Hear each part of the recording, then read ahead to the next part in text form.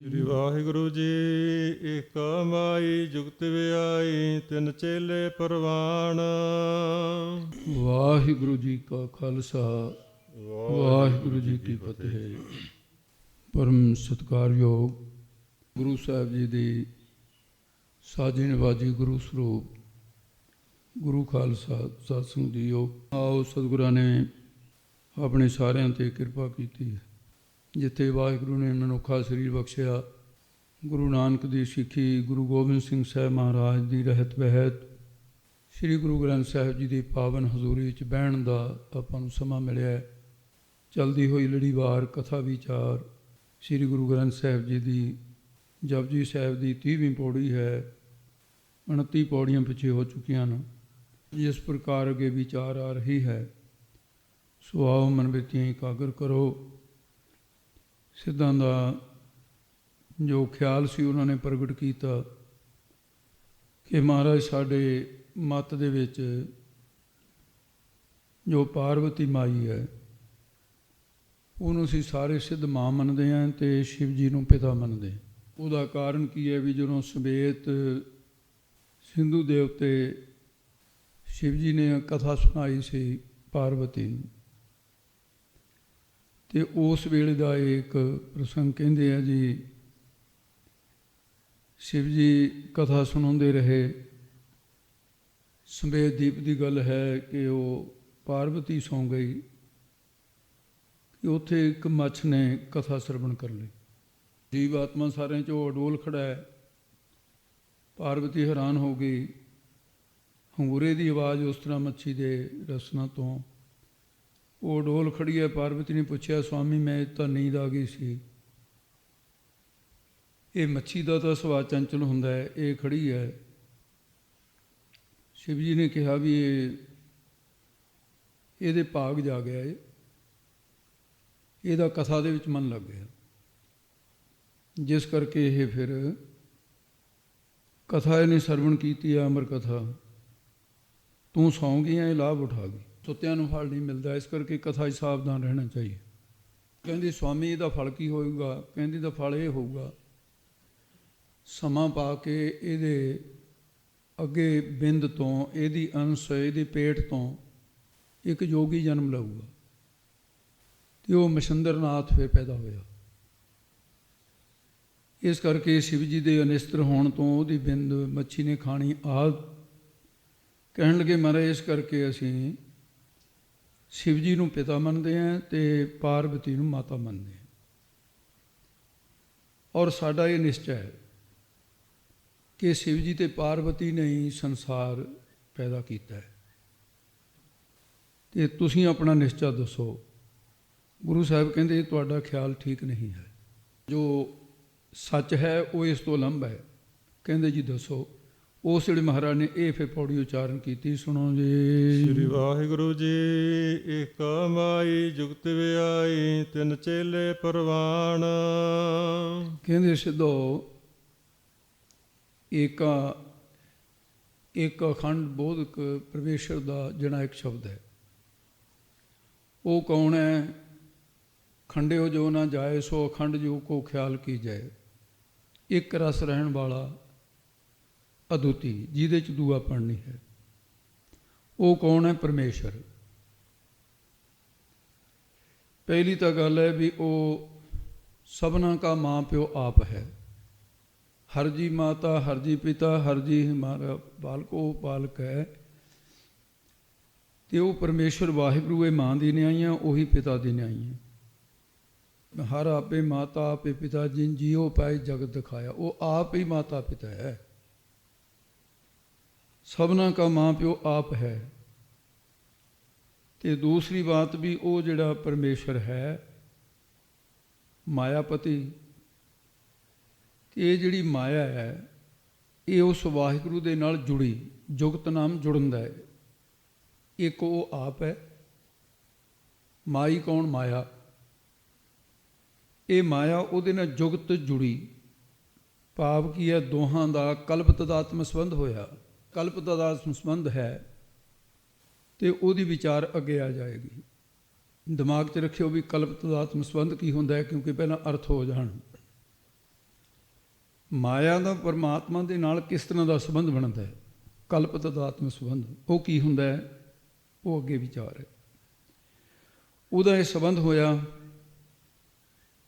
ਜਿਹਦੇ ਨਾਲ ਬ੍ਰਹਮ ਦੀ ਚੇਤਨ ਸੱਤਾ ਉਹਦੇ ਵਿੱਚ ਆ ਗਈ।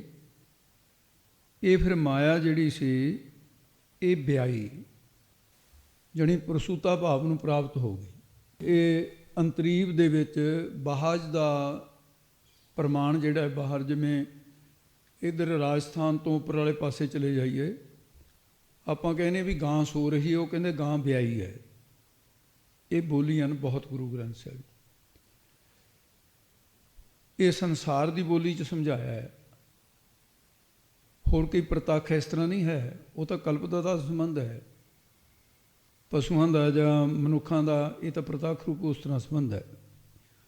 ਉਹ ਵਿਆਹੀ ਕਹੀਏ ਸਗਰਭ ਭਾਵ ਨੂੰ ਪ੍ਰਾਪਤ ਹੋਈ, ਪ੍ਰਸੂਤਾ ਭਾਵ ਨੂੰ ਪ੍ਰਾਪਤ ਹੋਈ। ਜਿਵੇਂ ਪਤੀ ਪਤਨੀ ਦੇ ਮੇਲ ਤੋਂ ਸੰਤਾਨ ਪੈਦਾ ਹੁੰਦੀ ਹੈ, ਮਾਇਆ ਤੇ ਬ੍ਰਹਮ ਦੇ ਮੇਲ ਤੋਂ ਸੰਸਾਰ ਪੈਦਾ ਹੁੰਦਾ ਹੈ। ਉਹ ਕਿਵੇਂ ਹੁੰਦਾ ਹੈ? ਤੇ ਬ੍ਰਹਮ ਦੀ ਸੱਤਾ ਪਾ ਕੇ ਮਾਇਆ ਨੇ 3 ਗੁਣ ਪੈਦਾ ਕਰ ਲਏ। ਉਹ ਕੌਣ? 3 ਚੇਲੇ ਪ੍ਰਵਾਨ। ਪ੍ਰਵਾਨਿਕ ਹੋ ਗਏ 3 ਚੇਲੇ, ਚੇਲੇ ਕਹੋ ਪੁੱਤਰ ਕਹੋ। ਤੇ ਉਹ ਕੌਣ ਹਨ 3 ਚੇਲੇ? ਬ੍ਰਹਮਾ ਜੀ, ਵਿਸ਼ਨੂੰ ਜੀ, ਸ਼ਿਵ ਜੀ ਪ੍ਰਵਾਨਿਕ ਹੋ ਗਏ। ਇਹ ਅਸਲ ਦੇ ਵਿੱਚ ਮਾਇਆ ਨੇ ਬ੍ਰਹਮ ਦੀ ਸੱਤਾ ਪਾ ਕੇ 3 ਗੁਣ ਪੈਦਾ ਕੀਤੇ ਨੇ, ਸਤੋ ਗੁਣ, ਰਜੋ ਗੁਣ ਤੇ ਤਮੋ ਗੁਣ। ਤੇਹੀ ਗੁਣੀ ਸੰਸਾਰ ਭਰਮ ਸੁੱਤਾ। ਇਹ ਨੀਂਦ ਹੈ 3 ਗੁਣਾਂ ਦੀ। ਕਿਉਂ ਨੀਂਦ ਹੈ? ਮਾਇਆ ਦੀ ਅੰਸ਼ ਹੈ ਇਹਦੇ ਵਿੱਚ, ਇਸ ਕਰਕੇ ਨੀਂਦ ਹੈ। ਇਹ 3 ਗੁਣ ਸੰਸਾਰ ਵਿੱਚ ਵਰਤ ਰਹੇ, ਇਸ ਕਰਕੇ ਇਹ ਪ੍ਰਵਾਨਿਕ ਹੋ ਗਏ। ਇੱਕ ਛੰਦੋਗ ਉਪਨਿਸ਼ਦ ਹੈ, ਉਹਦੇ ਵਿੱਚ ਇੱਕ ਸੂਤਰ ਆਉਂਦਾ, ਬਿਲਕੁਲ ਛੋਟਾ ਜਿਹਾ ਸੂਤਰ ਆ ਉਹ।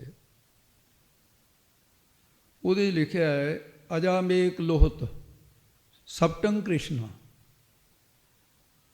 ਇਹ ਸੰਸਕ੍ਰਿਤ ਹੈ, ਉਸ ਤਰ੍ਹਾਂ ਨਹੀਂ ਸਮਝ ਆਏਗੀ, ਔਰ ਅਰਥ ਤੋਂ ਬਿਨਾਂ ਕੁਝ ਪੱਲੇ ਵੀ ਨਹੀਂ ਪੈਂਦਾ। ਅਜਾ ਦਾ ਅਰਥ ਹੈ ਅਜਨਮੀ। ਮਾਇਆ ਜਿਹੜੀ ਹੈ ਇਹ ਅਜਨਮੀ ਹੈ, ਇਹਦਾ ਜਨਮ ਨਹੀਂ ਸਿੱਧ ਹੁੰਦਾ। ਬਹੁਤ ਸਾਰੇ ਦਰਖਤਾਂ 'ਤੇ ਤੁਸੀਂ ਵੀ ਦੇਖਿਆ ਹੋਊਗਾ, ਮੈਂ ਵੀ ਦੇਖਿਆ, ਖਾਸ ਕਰਕੇ ਬੇਰੀਆਂ ਦੇ ਉੱਤੇ ਇੱਕ ਪੀਲੇ ਜਿਹੇ ਰੰਗ ਦੀ ਜਿਵੇਂ ਧਾਗੇ ਜਿਹੇ ਹੁੰਦੇ ਨੇ, ਉਹ ਬੇੜੀ ਐਂ ਬਲੀ ਪਈ ਹੁੰਦੀ ਆ ਉਹਨਾਂ ਦੀ। ਉਹਨੂੰ ਮਾਝੇ ਦੇ ਇਲਾਕੇ 'ਚ ਆਕਾਸ਼ੀ ਬੇਲ ਕਹਿੰਦੇ ਨੇ, ਆਪਣੇ ਇੱਧਰ ਮਾਲਵੇ ਦੇ ਵਿੱਚ ਉਸ ਨੂੰ ਅਮਰ ਬੇਲ ਕਹਿੰਦੇ ਨੇ। ਅੱਜ ਤੱਕ ਕਹਿੰਦੇ ਅਮਰ ਬੇਲ ਦੀ ਜੜ ਨਹੀਂ ਲੱਭੀ। ਹੁਣ ਦੇਖੋ, ਜੜ ਉਹਦੀ ਲੱਭੀ ਨਹੀਂ ਅੱਜ ਤੱਕ ਵੀ ਕਿੱਥੇ ਹੈ, ਪਰ ਜਿਹੜੇ ਦਰਖਤ 'ਤੇ ਚੜ੍ਹ ਜਾ ਸਤਿਆਨਾਸ਼ ਕਰ ਦਿੰਦੀ ਹੈ। ਉਹ ਤਾਂ ਮਾਇਆ ਦੀ ਜੜ ਤਾਂ ਨਹੀਂ ਲੱਭਦੀ, ਅਜਨਮੀ ਹੈ, ਪਰ ਜਿਹਦੇ ਉੱਤੇ ਵਿਆਪਦੀ ਹੈ ਸਤਿਆਨਾਸ਼ ਕਰ ਦਿੰਦੀ ਹੈ ਉਹਦਾ। ਇਸ ਕਰਕੇ ਛੰਦੋਗ ਉਪਨਿਸ਼ਦ ਵਾਲਾ ਕਹਿੰਦਾ ਹੈ ਅਜਾ ਮੇਖ, ਤੇ ਅਜਾ ਅਜਨਮੀ ਹੈ ਮਾਇਆ। ਮੇਕ ਕਿਉਂਕਿ ਵਿਆਕਰਨ ਦੇ ਵਿੱਚ ਜਿਹੜਾ ਲਾਂ ਦੇ ਵਿੱਚੋਂ ਈੜੀ ਦੀ ਆਵਾਜ਼ ਲੈ ਕੇ ਨਾ, ਤੇ ਅੱਜ ਮੇਕ, ਮੇਕ ਦਾ ਅੱਗੇ ਅਰਥ ਬਣਦਾ ਹੈ ਏਕ, ਕਿਉਂਕਿ ਉਹਦੇ 'ਚ ਈੜੀ ਲੈ ਗਈ ਏਕ। ਇਹਦੇ 'ਚ ਥੋੜ੍ਹੀ ਜਿਹੀ ਵਿਆਕਰਨ ਦੀ ਝਲਕ ਹੈ। ਇੱਕ ਕੌਣ ਹੈ? ਪਰਮੇਸ਼ਰ ਅਜਨਮੀ। ਉਸ ਇੱਕ ਤੋਂ ਲੋਹ ਨਾਮ ਹੈ। ਲੋਹਤ ਸ਼ਬਦ ਜਿਹੜਾ ਹੈ ਤੱਤਾ ਦਾ ਨਾਲ ਹੀ ਹੈ। ਲੋਹ ਨਾਮ ਹੈ ਲਾਲ ਦਾ, ਸਪਟਕ ਰਾਮ ਨਾਮ ਹੈ ਚਿੱਟੇ ਦਾ, ਕ੍ਰਿਸ਼ਨ ਨਾਮ ਹੈ ਕਾਲੇ ਦਾ। ਹੁਣ ਛੰਦੋਗ ਉਪਨਿਸ਼ਦ ਕੀ ਕਹਿੰਦੀ ਹੈ? ਉਹ ਕਹਿੰਦੀ ਵੀ ਸਤੋਗੁਣ ਤਾਂ ਹੈ ਚਿੱਟਾ ਰੰਗ, ਜਿਹੜਾ ਰਜੋਗੁਣ ਹੈ ਇਹ ਲਾਲ ਹੈ, ਜਿਹੜਾ ਤਮੋਗੁਣ ਹੈ ਇਹ ਕਾਲਾ ਹੈ। ਇਹ ਹੁਣ ਅਰਥ ਤੁਹਾਡੇ ਸਮਝ ਆ ਗਿਆ ਵੀ ਅਜਾਮੇਕ ਲੋਹਤ ਸਪਟੰ ਕ੍ਰਿਸ਼ਨਾ। ਇਹ ਛੰਦੋਗ ਉਪਨਿਸ਼ਦ ਦਾ ਸੂਤਰ ਇੱਥੇ ਦੀ ਵਿਚਾਰ ਦੇ ਨਾਲ ਮਿਲਦਾ ਹੈ। ਇਹ ਕੌਣ ਹੈ? ਕਹਿੰਦੇ ਜਿਹੜਾ ਬ੍ਰਹਮ ਹੈ ਇਹ ਰਜੋਗੁਣ, ਮਾਇਆ ਦਾ ਰਜੋਗੁਣ ਲਾਲ ਗੁਣ ਦੇ ਨਿਆਈ ਹੈ। ਜਿਹੜਾ ਵਿਸ਼ਨੂੰ ਜੀ ਹੈ ਤੇ ਉਹ ਸਤੋਗੁਣ ਚਿੱਟਾ ਗੁਣ, ਸਤੋਗੁਣ ਹੋਣ ਕਰਕੇ। ਜਿਹੜਾ ਸ਼ਿਵ ਜੀ ਹੈ ਤੇ ਇਹ ਕਾਲਾ, ਮੇਕ ਨਾਮ ਕਾਲੇ ਦਾ ਹੈ, ਇਹ ਤਮੋਗੁਣ ਕਾਲਾ ਹੁੰਦਾ ਹੈ। ਇਹਨਾਂ ਦੇ ਸਰੂਪ ਵੀ ਵੱਖਰੇ ਵੱਖਰੇ। ਤੋ ਇਸ ਕਰਕੇ ਇਹ ਜਿਹੜਾ ਕਲਪ ਤਦਾਤਮ ਸੰਬੰਧ ਕੀ ਹੁੰਦਾ ਹੈ, ਇਹ ਹੁਣ ਮਾਇਆ ਦਾ ਕਲਪ ਤਦਾਤਮ ਸੰਬੰਧ ਇੱਕ ਗੱਲ ਮੇਰੇ ਅਕਲ ਤੋਂ ਬਾਹਰ ਦੀ ਹੈ। ਉਹ ਗੱਲ ਕੇਵਲ ਜਾਂ ਤਾਂ ਕੋਈ ਬ੍ਰਹਮ ਗਿਆਨੀ ਤਤਵੇਤੇ ਸੰਤ ਗਿਆਨੀ ਸੁੰਦਰ ਸਿੰਘ ਜੀ ਵਰਗੇ ਸੰਤ ਗਿਆਨੀ, ਗੁਰਬਚਨ ਸਿੰਘ ਜੀ ਪਿੰਡਰਾਂ ਵਾਲੇ ਮਹਾਂਪੁਰਖਾਂ ਵਰਗੇ, ਜਾਂ ਫਿਰ ਸੰਤ ਗਿਆਨੀ ਮੋਹਨ ਸਿੰਘ ਜੀ ਵਰਗੇ ਜੋ ਹੁਣ ਹੈ ਇਸ ਪਾਏ ਦੇ ਉਹੀ ਸਮਝਣ, ਜਾਂ ਗੁਰੂ ਸਾਹਿਬ ਜੀ ਆਪ ਜਾਣਨ। ਸੰਤ ਗਿਆਨੀ ਅਮੀਰ ਸਿੰਘ ਜੀ ਵਰਗੇ ਜਿਨ੍ਹਾਂ ਨੇ 60 ਕਥਾ ਗੁਰੂ ਗ੍ਰੰਥ ਸਾਹਿਬ ਦੀ ਕੀਤੀਆਂ, ਕੀ ਮੁਕਾਬਲਾ ਸਾਧ ਸੰਗਤ ਜੀ। ਬ੍ਰਹਮ ਗਿਆਨ ਜਿਹੜਾ ਜਿਵੇਂ ਅੰਗੂਰਾਂ ਦੀਆਂ ਬੇਲਾਂ ਗੁੱਛਿਆਂ ਦੇ ਗੁੱਛੇ ਲਟਕਦੇ ਹੁੰਦੇ ਹੈ, ਐਂ ਸਿਧਾਂਤਕ ਵਿਚਾਰਾਂ ਨੂੰ, ਗਿਆਨ ਨੂੰ ਖੁੱਲ੍ਹੇ ਗੱਫੇ ਵਰਤਾਉਂਦੇ ਰਹੇ। ਅਤੇ ਜੇ ਉਹ ਗੁਰੂ ਸਾਹਿਬ ਜੀ ਜਾਣਦੇ ਹੈ ਵੀ ਇਹ ਜਿਹੜਾ ਇਸ ਤਰ੍ਹਾਂ ਦਾ ਗੂੜ੍ਹ ਗਿਆਨ ਹੈ, ਅਤੇ ਗਿਆਨ ਹੋਵੇ ਬ੍ਰਹਮ ਦਾ, ਜਿਹਨੂੰ ਬ੍ਰਹਮ ਗਿਆਨ ਕਹਿੰਦੇ। ਬਾਣੀ ਬ੍ਰਹਮ ਗਿਆਨ ਰੂਪ ਹੈ। ਬਸ ਫਿਰ ਇੱਥੇ ਆ ਕੇ ਫਰਕ ਪੈ ਜਾਂਦਾ ਹੈ। ਬ੍ਰਹਮ ਗਿਆਨ ਦੇ ਕਥਨ ਕਰਨ ਵਾਲੀ ਜੇ ਰਸਨਾ ਵੀ ਬ੍ਰਹਮ ਗਿਆਨੀ ਦੀ ਹੋਵੇ, ਫਿਰ ਤਾਂ ਹੈ ਸੋਨੇ ਤੇ ਸੁਹਾਗੇ ਵਾਲੀ ਗੱਲ। ਜੇ ਅਗਿਆਨੀ ਬੰਦਾ ਬ੍ਰਹਮ ਗਿਆਨੀਆਂ ਦੇ ਸ਼ਬਦ ਅੱਗੇ ਕਹਿੰਦਾ ਤਾਂ ਵੇ ਸਾਧ ਸੰਗਤ ਜੀ ਕੋਈ ਬਹੁਤਾ ਅਸਰ ਨਹੀਂ ਹੋਇਆ ਕਰਦਾ। ਅੱਜ ਗਿਆਨੀਆਂ ਦਾ ਘਾਟਾ ਨਹੀਂ ਹੈ, ਅੱਜ ਗਿਆਨੀ ਬਹੁਤ ਨੇ। ਪਰਖੇਮਾ ਕਰਨੀ, ਸੁਣਨ ਵਾਲੇ ਅਗਿਆਨੀ ਹੋਣ ਕਰਕੇ, ਸੁਣਾਉਣ ਵਾਲੇ ਅਗਿਆਨੀ ਹੋਣ ਕਰਕੇ ਜਿਹਨੂੰ ਗਿਆਨ ਦੀ ਕਥਾ ਕਿਹਾ ਜਾਂਦਾ ਹੈ, ਅਸਲ ਵਿੱਚ ਅਗਿਆਨ ਦੀ ਕਥਾ ਨੂੰ ਹੀ ਗਿਆਨ ਦੀ ਕਥਾ ਕਹਿ ਕੇ ਸੁਣਾਇਆ ਜਾਂਦਾ ਹੈ। ਅਗਿਆਨ ਦੀਆਂ ਗੱਲਾਂ ਨੂੰ ਕਾਰਨ ਕੀ ਹੈ? ਬ੍ਰਹਮ ਗਿਆਨ ਤਾਂ ਸਮਝਾਉਣ ਤੇ ਹਟ ਗਿਆ। ਇਹ ਤਾਂ ਗੁਰੂ ਸਾਹਿਬ ਨੇ ਦਰਗਾਹੀ ਬਚਨ ਵਿੱਚ ਕਹਿ ਦਿੱਤਾ ਵੀ ਗਿਆਨ ਨਾ ਗੱਲੀ ਢੂੰਡੀਆ, ਤੇ ਅੱਜ ਦੁਨੀਆ ਢੂੰਡਦੀ ਗੱਲਾਂ ਦੇ ਵਿੱਚ ਹੈ ਗਿਆਨ। ਕਥਨਾ ਕਰੜਾ ਸਾਰ। ਮੇਰੇ ਸਮਝ 'ਚ ਨਹੀਂ ਆ ਸਕਦੀ ਗੱਲ, ਨਾ ਤੁਹਾਡੇ ਆ ਸਕਦੀ ਹੈ। ਜਦੋਂ ਸ਼ਬਦ ਆਕਾਰ ਦੇ ਵਿੱਚ ਛੋਟਾ ਹੁੰਦਾ ਹੈ, ਜਿਵੇਂ ਅੱਜ ਦਾ ਸ਼ਬਦ ਹੈ ਜਿਹੜਾ, ਥੋੜ੍ਹੀਆਂ ਜਿਹੀਆਂ ਤੁਕਾਂ ਨੇ, ਗਿਆਨ ਬਹੁਤ ਹੈ। ਉੱਥੇ ਗੁਰੂ ਸਾਹਿਬ ਨੇ, ਗੁਰੂ ਗੋਬਿੰਦ ਸਿੰਘ ਸਾਹਿਬ ਨੇ ਅਤੇ ਸੰਪਰਦੇ ਦੇ ਬ੍ਰਹਮ ਗਿਆਨੀਆਂ ਨੇ ਅਨੁਭਵ ਮਿਲਾ ਕੇ ਉਹਦੇ ਵਿੱਚੋਂ ਇੰਨਾ ਕੁਛ ਕੱਢਿਆ ਜਿਹੜਾ ਸਾਡੇ ਮਨ ਬੁੱਧ ਨੂੰ, ਅੰਤਸ਼ਕਰਨ ਨੂੰ ਸ਼ੁੱਧ ਕਰਕੇ ਬ੍ਰਹਮ ਗਿਆਨ ਦੇਣ ਵਾਲਾ ਹੈ। ਸੋ ਕਲਪ ਤਦਾਤਮ ਸੰਬੰਧ ਕੀ ਹੁੰਦਾ ਹੈ? ਬਲੌਰ ਹੁੰਦਾ ਹੈ, ਇਹ ਬੜੇ ਬੜੇ ਲਟਕਦੇ ਹੁੰਦੇ ਨਾ ਮਕਾਨਾਂ ਦੇ ਵਿੱਚ, ਆਮ ਸ਼ੋਭਾ ਵਾਸਤੇ ਕੱਚ ਦੇ ਹੁੰਦੇ ਚਿੱਟੇ। ਉਹ ਬਲੌਰ ਹੈ ਜਿਹੜਾ, ਜੇ ਉਹਦੇ ਸਾਹਮਣੇ ਲਾਲ ਰੰਗ ਦਾ ਫੁੱਲ ਕਰ ਦਿਓ ਸਾਹਮਣੇ ਇਸ ਤਰ੍ਹਾਂ, ਤਾਂ ਉਹ ਦੂਰ ਖੜੇ ਬੰਦੇ ਨੂੰ ਦਿਸੇ ਨਾ ਵੀ ਫੁੱਲ ਇੱਧਰ ਪਾਸੇ ਕਰਿਆ। ਉਹਨੂੰ ਪੁੱਛੋ ਵੀ ਕੀ ਹੈ, ਕਹਿੰਦਾ ਵੀ ਲਾਲ ਰੰਗ ਦਾ ਬਲੌਰ ਹੈ। ਜੇ ਲਾਲ ਰੰਗ ਦਾ ਕੱਪੜਾ ਕਰ ਦਿਓ, ਕੱਪੜਾ ਉਹਦੇ ਚਲਾ ਜਾਂਦਾ, ਰੰਗ ਉਹਦੇ ਚਲਾ ਜਾਂਦਾ। ਹੁਣ ਤੁਸੀਂ ਦੇਖੋ ਵੀ ਰੰਗ ਵੱਖਰਾ ਹੈ, ਬਲੌਰ ਵੱਖਰਾ ਹੈ। ਉਹ ਚਿੱਟਾ ਹੈ, ਉਹ ਲਾਲ ਹੈ। ਜਿਹੜਾ ਉਹਦੇ ਵਿੱਚ ਰੰਗ ਚਲਿਆ ਗਿਆ, ਹੁਣ ਇੱਥੇ ਕੱਪੜੇ ਦਾ, ਲਾਲ ਰੰਗ ਦਾ ਜਾਂ ਫੁੱਲ ਦਾ ਇਹ ਜਿਹੜਾ ਸੰਬੰਧ ਹੋਇਆ ਉਹਦੇ ਨਾਲ, ਇਹਨੂੰ ਕਲਪ ਤਦਾਤਮ ਸੰਬੰਧ ਕਹਿੰਦੇ ਨੇ। ਜੋ ਹੋਵੇ ਨਾ ਦਿਸੇ। ਹੁਣ ਰੰਗ ਉਹਦੇ ਵਿੱਚ ਹੈ ਨਹੀਂ, ਦਿਸਦਾ ਹੈ। ਉਹ ਲਾਲ ਰੰਗ ਦੇ ਫੁੱਲ ਨੂੰ ਪਰੇ ਹਟਾ ਦਿਓ, ਕੱਪੜੇ ਨੂੰ, ਉਹ ਚਿੱਟੇ ਦਾ ਚਿੱਟਾ। ਇਹਨੂੰ ਕਹਿੰਦੇ ਕਲਪ ਤਦਾਤਮ ਸੰਬੰਧ। ਜਿਹੜਾ ਪਰਮੇਸ਼ਰ ਹੈ ਤੇ ਉਹ ਮਾਇਆ ਦਾ ਉਹਦੇ ਨਾਲ ਕਲਪ ਤਦਾਤਮ ਸੰਬੰਧ ਹੈ। ਬ੍ਰਹਮ ਸੁੱਧ ਸਰੂਪ ਹੈ, ਬਲੌਰ ਦੀ ਨਹੀਂ ਆਈ। ਇਹ ਤ੍ਰੈ ਗੁਣੀ ਮਾਇਆ ਜਿਹੜੀ ਹੈ ਉਹਦਾ ਕਲਪ ਤਦਾਤਮ ਸੰਬੰਧ ਹੈ। ਈਸ਼ਰ ਕਹਾਉਂਦਾ ਫਿਰ ਉਹ। ਜੇ ਮਾਇਆ ਦਾ ਤਿਆਗ ਕਰ ਦਈਏ, ਸੁੱਧ ਸਰੂਪ ਹੈ ਬ੍ਰਹਮ, ਲਾਲ ਰੰਗ ਪਰੇ ਹਟਾ ਦਿਓ, ਸੁੱਧ ਦਾ ਸੁੱਧ ਹੈ। ਸਦਾ ਸੱਚ ਦਾ ਆਨੰਦ ਉਹੀ ਸਰੂਪ ਹੈ। ਅਤੇ ਇਹ ਕਲਪ ਤਦਾਤ ਸੰਬੰਧ ਉਹੀ ਹੁੰਦਾ ਹੈ ਜੋ ਸਦਾ ਸੱਚ ਨਾ ਹੋਵੇ ਅਤੇ ਕਲਪਿਆ ਹੋਵੇ। ਅਤੇ ਇਹਦੇ 'ਚ ਇੱਕ ਹੋਰ ਮਿਸਾਲ ਹੈ, ਲੋਹਾ ਹੈ। ਉਹਨੂੰ ਅੱਗ ਦੇ ਵਿੱਚ ਪਾ ਦਿਓ, ਅੱਗ ਦੇ ਵਿੱਚ 3 ਸ਼ਕਤੀਆਂ ਨੇ, ਅਤੇ ਲੋਹੇ 'ਚ ਵੀ ਉਹੀ 3 ਸ਼ਕਤੀਆਂ ਆ ਜਾਂਦੀਆਂ। ਇੱਕ ਅੱਗ ਦੇ ਵਿੱਚ ਪ੍ਰਕਾਸ਼ਕ ਸ਼ਕਤੀ ਹੈ, ਇੱਕ ਉਹਦੇ 'ਚ ਦਾਹਕ ਸ਼ਕਤੀ ਹੈ, ਦਗਤ ਕਰ ਦਿੰਦਾ, ਫੂਰ ਦਿੰਦਾ ਜਿਹੜੀ ਕੋਈ ਚੀਜ਼ ਆਵੇ, ਉਸ਼ਨਤ ਹੈ। ਤੇ ਉਹਦੇ 'ਚ ਪ੍ਰਕਾਸ਼ ਸ਼ਕਤੀ ਤੇ ਲਾਲ ਉਹਦੇ 'ਚ ਚਮਕ ਆ ਗਈ, ਇਹ ਉਹਦਾ ਲਾਲ, ਇਹ ਵੀ ਉਹਦੀ ਸ਼ਕਤੀ ਹੈ। ਸਾੜਨ ਸ਼ਕਤੀ ਹੋ ਗਈ। ਇਹ ਤਿੰਨੇ ਲੈ ਲਈਏ ਆਪਾਂ, ਗਰਮੀ ਪੈਦਾ ਕਰਦਾ। ਤੇ ਅੱਗ ਤੋਂ ਲੋਹੇ ਨੂੰ ਪਾਸੇ ਕਰ ਦਈਏ, ਜਿਹੜੇ ਲੋਹੇ 'ਚ ਤਿੰਨੇ ਸ਼ਕਤੀਆਂ ਅੱਗ ਵਾਲੀਆਂ ਸੀ ਉਹ ਖਤਮ ਹੋ ਜਾਂਦੀਆਂ ਹਨ, ਕੋਈ ਸ਼ਕਤੀ ਨਹੀਂ ਰਹਿੰਦੀ। ਤੀਸਰੀ ਗੱਲ ਹੈ ਵੀ ਆਪਣਾ ਪਰਛਾਵਾਂ ਹੈ, ਤੇ ਸਾਡੇ ਪਰਛਾਵੇਂ ਦਾ ਕਲਪ ਤਦਾਤਮ ਸੰਬੰਧ ਹੀ ਹੈ। ਉਹ ਹੈ ਤਾਂ ਕੁਛ ਨਹੀਂ, ਬਾਹਾਂ ਤਹਾਂ ਨੂੰ ਕਰੋ, ਉਹ ਪਰਛਾਵਾਂ ਵੀ ਬਾਹਾਂ ਤਹਾਂ ਨੂੰ ਕਰ ਲੈਂਦਾ ਹੈ। ਸਰੀਰ ਪਰੇ ਕਰਦੀ, ਪਰਛਾਵਾਂ ਰਹਿੰਦੇ ਹੀ ਨਹੀਂ ਹੈ। ਸਰੀਰ ਖਤਮ ਹੋ ਗਿਆ ਤੇ ਪਰਛਾਵਾਂ ਵੀ ਖਤਮ ਹੋ ਗਿਆ। ਇਹ ਭਾਵੇਂ ਪੂਰੀ ਨਹੀਂ ਢੁਕਦੀ ਗੱਲ। ਜਦੋਂ ਮਾਇਆ ਨੂੰ ਪਰੇ ਬ੍ਰਹਮ ਕਰ ਦਿੰਦਾ ਹੈ ਤੇ ਫਿਰ ਉਹ ਇਹ ਤਿੰਨ ਗੁਣ ਉਹਦੇ, ਜਿਵੇਂ ਲੋਹੇ ਦੇ ਵਿੱਚ ਤਿੰਨ ਗੁਣ ਅੱਗ ਤੋਂ ਪੈਦਾ ਹੋਏ, ਹਰਕਤ ਵਾਲਾ ਹੋ ਗਿਆ ਲੋਹਾ, ਫੂਕ ਵੀ ਦਿੰਦਾ ਹੈ, ਲਾਲ ਵੀ ਹੈ, ਤੇ ਉਹਦੇ ਵਿੱਚ ਊਸ਼ਣਤਾ ਵੀ ਹੈ। ਤੇ ਇਸ ਤਰ੍ਹਾਂ ਜੜ ਮਾਇਆ ਜਿਹੜੀ ਹੈ ਉਹ ਬ੍ਰਹਮ ਦੀ ਸੱਤਾ ਨੂੰ ਪਾ ਕੇ ਹਰਕਤ ਵਾਲੀ ਹੋ ਜਾਂਦੀ ਹੈ। ਹੁਣ ਜਿਹੜੇ ਕਹਿੰਦੇ ਕੁਦਰਤ ਇਹ ਸਭ ਕੁਛ ਹੈ, ਇਹ ਗਿਆਨ ਨਹੀਂ ਨਾ ਹੈ। ਇਸ ਕਰਕੇ ਨਾ ਕਿ ਗਿਆਨ ਦੀ ਗੱਲ ਸੁਣੀ ਹੈ, ਨਾ ਉਹਨਾਂ ਦੇ ਅਕਲ 'ਚ ਆਉਣ ਵਾਲੀ ਹੈ ਗਿਆਨ ਦੀ ਗੱਲ। ਉਹਨੂੰ ਪਾ ਕੇ ਉਹਦੀ ਸੱਤਾ ਬ੍ਰਹਮ ਦੀ, ਜੜ ਮਾਇਆ ਜਿਹੜੀ ਹਰਕਤ ਵਾਲੀ ਹੋ ਗਈ, ਤ੍ਰਿਗੁਣ ਰੂਪ ਧਾਰਨ ਕਰ ਲੇ, ਗੁਣਾ ਕਰਕੇ ਜੀਵ ਤੇ ਗੁਣਾ ਕਰਕੇ ਈਸ਼ਵਰ। ਉਹਦੇ 'ਚ ਸਰਬਗਤਾ ਹੋ ਗਈ, ਉਹਦੇ 'ਤੇ ਅਲਪਗਤਾ ਹੋ ਗਈ। ਕਾਰਨ ਕੀ ਹੈ? ਤੇ ਮਾਇਆ ਦੀ ਜਿਹੜੀ ਸਤੋਮਈ ਅੰਸ਼ ਹੈ, ਸੁੱਧ ਸਤੋਮਈ ਅੰਸ਼, ਉਹਦੇ 'ਚ ਬ੍ਰਹਮ ਦਾ ਪ੍ਰਤੀਬਿੰਬ ਪੈਂਦਾ ਹੈ।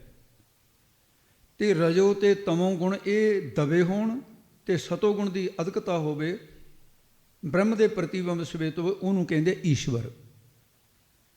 ਜਿਹੜਾ ਮਲਵ ਸਤਵ ਗੁਣ ਹੈ, ਤਮੋ ਗੁਣ ਦੀ ਪ੍ਰਧਾਨਤਾ ਹੋਵੇ, ਰਜੋ ਤੇ ਤਮੋ ਦਾ ਦਬਿਆ ਹੋਵੇ ਸਤੋ ਗੁਣ, ਉਹਦੇ ਵਿੱਚ ਫਿਰ ਬ੍ਰਹਮ ਦਾ ਪ੍ਰਤੀਬਿੰਬ ਉਸੇ ਤਰ੍ਹਾਂ ਹੋਵੇ, ਉਹਨੂੰ ਕਹਿੰਦੇ ਨੇ ਜੀਵ। ਜੀਵ ਐਕਣ ਬਣਦਾ ਹੈ। ਇਸ ਤਰ੍ਹਾਂ ਈਸ਼ਵਰ। ਤੇ ਇਸ ਕਰਕੇ ਇਹ ਜਿਹੜਾ ਮਾਇਆ ਦਾ ਕਲਪ ਤਦਾਤ ਸੰਬੰਧ ਹੈ, ਇਹਦੇ ਕਰਕੇ ਹੀ ਫਿਰ ਏਕਾ ਮਾਈ ਜੁਗਤ ਵਿਆਈ ਤਿੰਨ ਚੇਲੇ ਪ੍ਰਵਾਨ।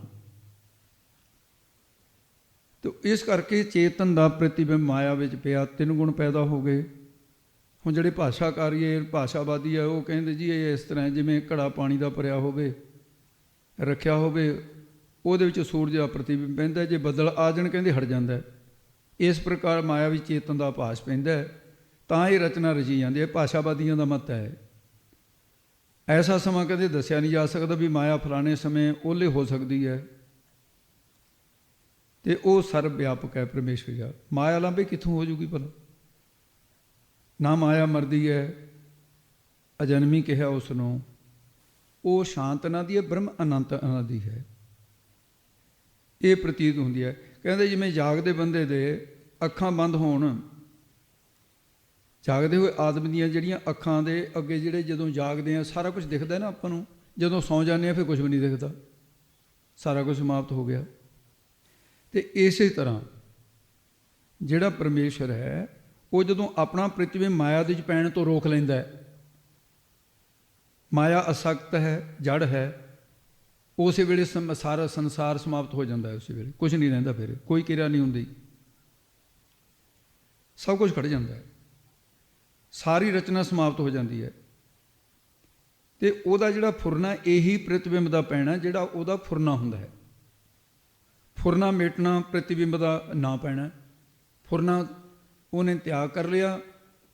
ਏਕ ਹੂੰ ਬਹੁ ਸਿਆਮ ਪ੍ਰਜਾ ਜਾਇਆ, ਤੇ ਮੈਂ ਇੱਕ ਤੋਂ ਅਨੇਕ ਹੋ ਜਾ, ਹਰਨ ਭਰਨ ਜਾ ਕਰ ਨੇਤਰ ਫੁਰ, ਉਸੇ ਕੀਤਾ ਪਸਾਓ ਏਕੋ ਕਵਾਓ। ਬਸ ਫੁਰਨਾ ਕੀਤਾ, ਸੰਸਾਰ ਰਚਿਆ ਗਿਆ, ਮਾਇਆ ਦੇ 'ਚ ਉਹਦੀ ਸੱਤਾ ਪੈਣ ਲੱਗ ਗਈ। ਉਹਦੇ ਤੋਂ ਫਿਰ ਅੱਗੇ ਇਹ ਦੱਸਦੇ ਹਨ ਜੇ ਇੱਕ ਸੰਸਾਰੀ, ਇੱਕ ਭੰਡਾਰੀ, ਇੱਕ ਲਾਏ ਦੀਵਾਨ। ਇਹ ਪਾਠ ਇਸੇ ਤਰ੍ਹਾਂ ਕਰਨਾ ਹੈ। ਪਰ ਦੂਸਰਾ ਅੰਮ੍ਰਿਤਸਰ ਵਾਲੀ ਸੰਪਰਦਾ ਦੇ ਅੰਦਰ ਦੀਵਾਨ ਪਾਠ ਇਕੱਠਾ ਕਰਾਉਂਦੇ ਹੈ। ਜੇ ਕੋਈ ਉੱਥੇ ਦਾ ਪਾਠੀ ਸਿੰਘ ਮਿਲੇ ਫਿਰ ਤੁਸੀਂ ਆਪਸ ਵਿੱਚ ਹੀ ਲੜੋ, ਉਹਨੂੰ ਕਹੇ ਭਾਈ ਇਹ ਵੀ ਪਾਠ ਹੈ ਪਰ ਇਹ ਦੂਸਰਾ ਹੈ। ਦਮਦਮੇ ਸਾਹਿਬ ਦਾ ਮੁੱਖ ਪਾਠ ਇਹੀ ਹੈ, ਲਾਏ ਦੀ ਬਾਣ, ਬਾਣ ਅਲੱਗ। ਇੱਕ ਸੰਸਾਰੀ, ਸੰਸਾਰ ਦੀ ਉਤਪਤੀ ਕਰਨ ਵਾਲਾ ਕੌਣ? ਬ੍ਰਹਮਾ, ਇਹ ਰਜੋਗੁਣ ਹੋ ਗਿਆ। ਇੱਕ ਜੋ ਭੰਡਾਰੀ ਕੌਣ? ਸਭ ਦੀ ਪ੍ਰਤਪਾਲਨਾ ਕਰਨ ਵਾਲਾ ਵਿਸ਼ਨੂੰ ਜੀ, ਇਹ ਸਤੋਗੁਣ ਹੋ ਗਿਆ। ਇੱਕ ਲਾਏ ਦੀ ਬਾਣ ਸ਼ਿਵ ਜੀ ਭਾਵ ਤਮੋ ਗੁਣ, ਜਿਸ ਨੂੰ ਲੈਤਾ ਕਰਨ ਦੀ ਬਾਣ ਕੀ ਖੋ ਆਦਤ ਲੱਗੀ ਹੋਈ ਹੈ। ਕ੍ਰੋਧੀ ਪੁਰਸ਼ ਕਿਸੇ ਲਿਹਾਜ਼ ਨਹੀਂ ਕਰਦਾ, ਕਹਿੰਦਾ ਮਾਰ ਦਿਓ, ਮਾਰ ਮੁਕਾਉਂਦਾ ਸਾਰਿਆਂ ਨੂੰ। ਇਸੇ ਤਰ੍ਹਾਂ ਸ਼ਿਵ ਜੀ ਤਮੋ ਗੁਣ ਹੈ, ਉਹ ਲੈਤਾ ਕਰਦਾ। ਇਸ ਕਰਕੇ ਉਹ ਮੁਰਦਿਆਂ ਦਾ ਦੀਵਾਨ ਤਾਂ ਉਹਨਾਂ ਨੇ ਪਾਠ ਕਰਾਇਆ। ਕਹਿੰਦੇ ਦੀਵਾਨ ਨਾਮ ਕਚਹਿਰੀ ਦਾ ਹੁੰਦਾ, ਦੀਵਾਨ ਦਾ ਕਹਿੰਦੇ ਦੀਵਾਨ ਲਾਉਂਦਾ ਮੁਰਦਿਆਂ ਦਾ। ਇੱਕ ਲਾਏ ਦੀ ਦੀਵਾਨ ਤਾਂ ਪਾਠ ਕਰਾਉਂਦੇ ਆ। ਉਹ ਲਾਏ ਦੀਵਾਨ ਅਲੱਗ ਅਲੱਗ ਹੀ ਕਰਨਾ। ਇਹਦਾ ਮੁੱਖ ਪਾਠ ਵੀ ਇਹੀ ਤੇ ਇਹਦਾ ਅਰਥ ਵੀ ਮੁੱਖ ਇਹੀ ਹੈ।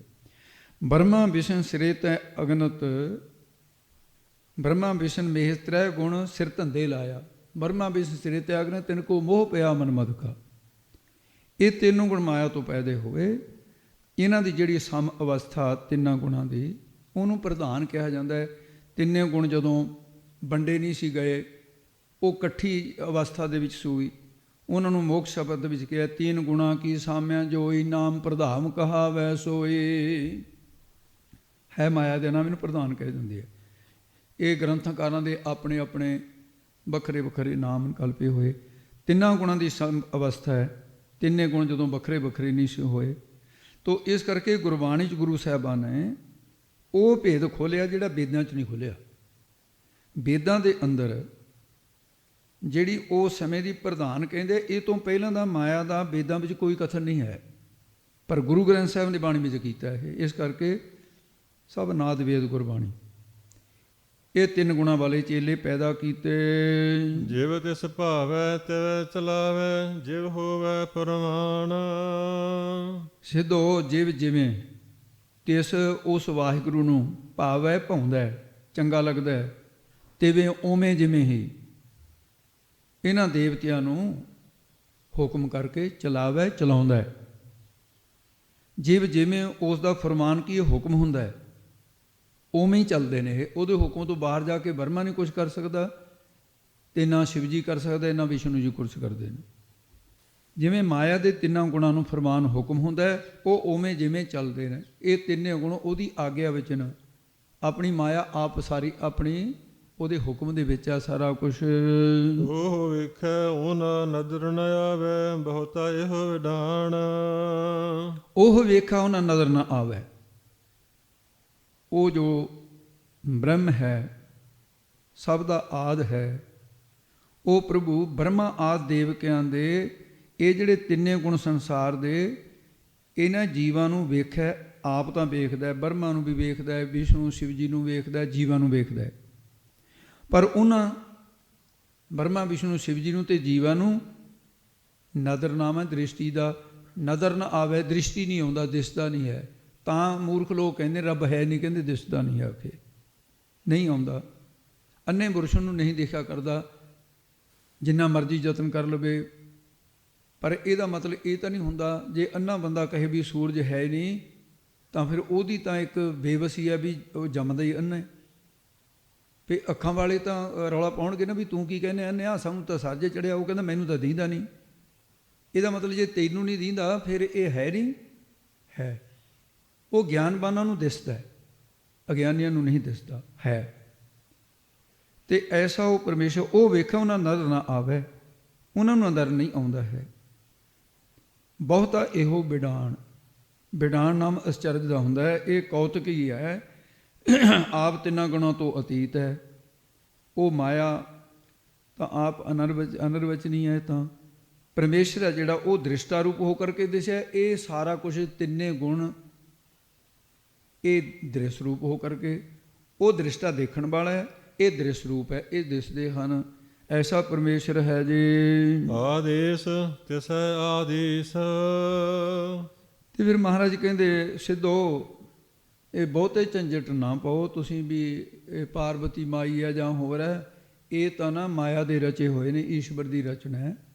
ਤੁਸੀਂ ਉਸ ਬ੍ਰਹਮ ਨੂੰ, ਨਿਰੰਕਾਰ ਨੂੰ, ਉਹਨੂੰ ਆਦੇਸ਼ ਨਮਸਕਾਰ, ਤਿਸੇ ਇਕੱਲੇ ਉਸੇ ਨੂੰ ਆਦੇਸ਼ ਹੈ, ਉਸੇ ਨੂੰ ਨਮਸਕਾਰ ਹੈ, ਮਨ ਕਰਕੇ ਤੇ ਬਾਣੀ ਕਰਕੇ।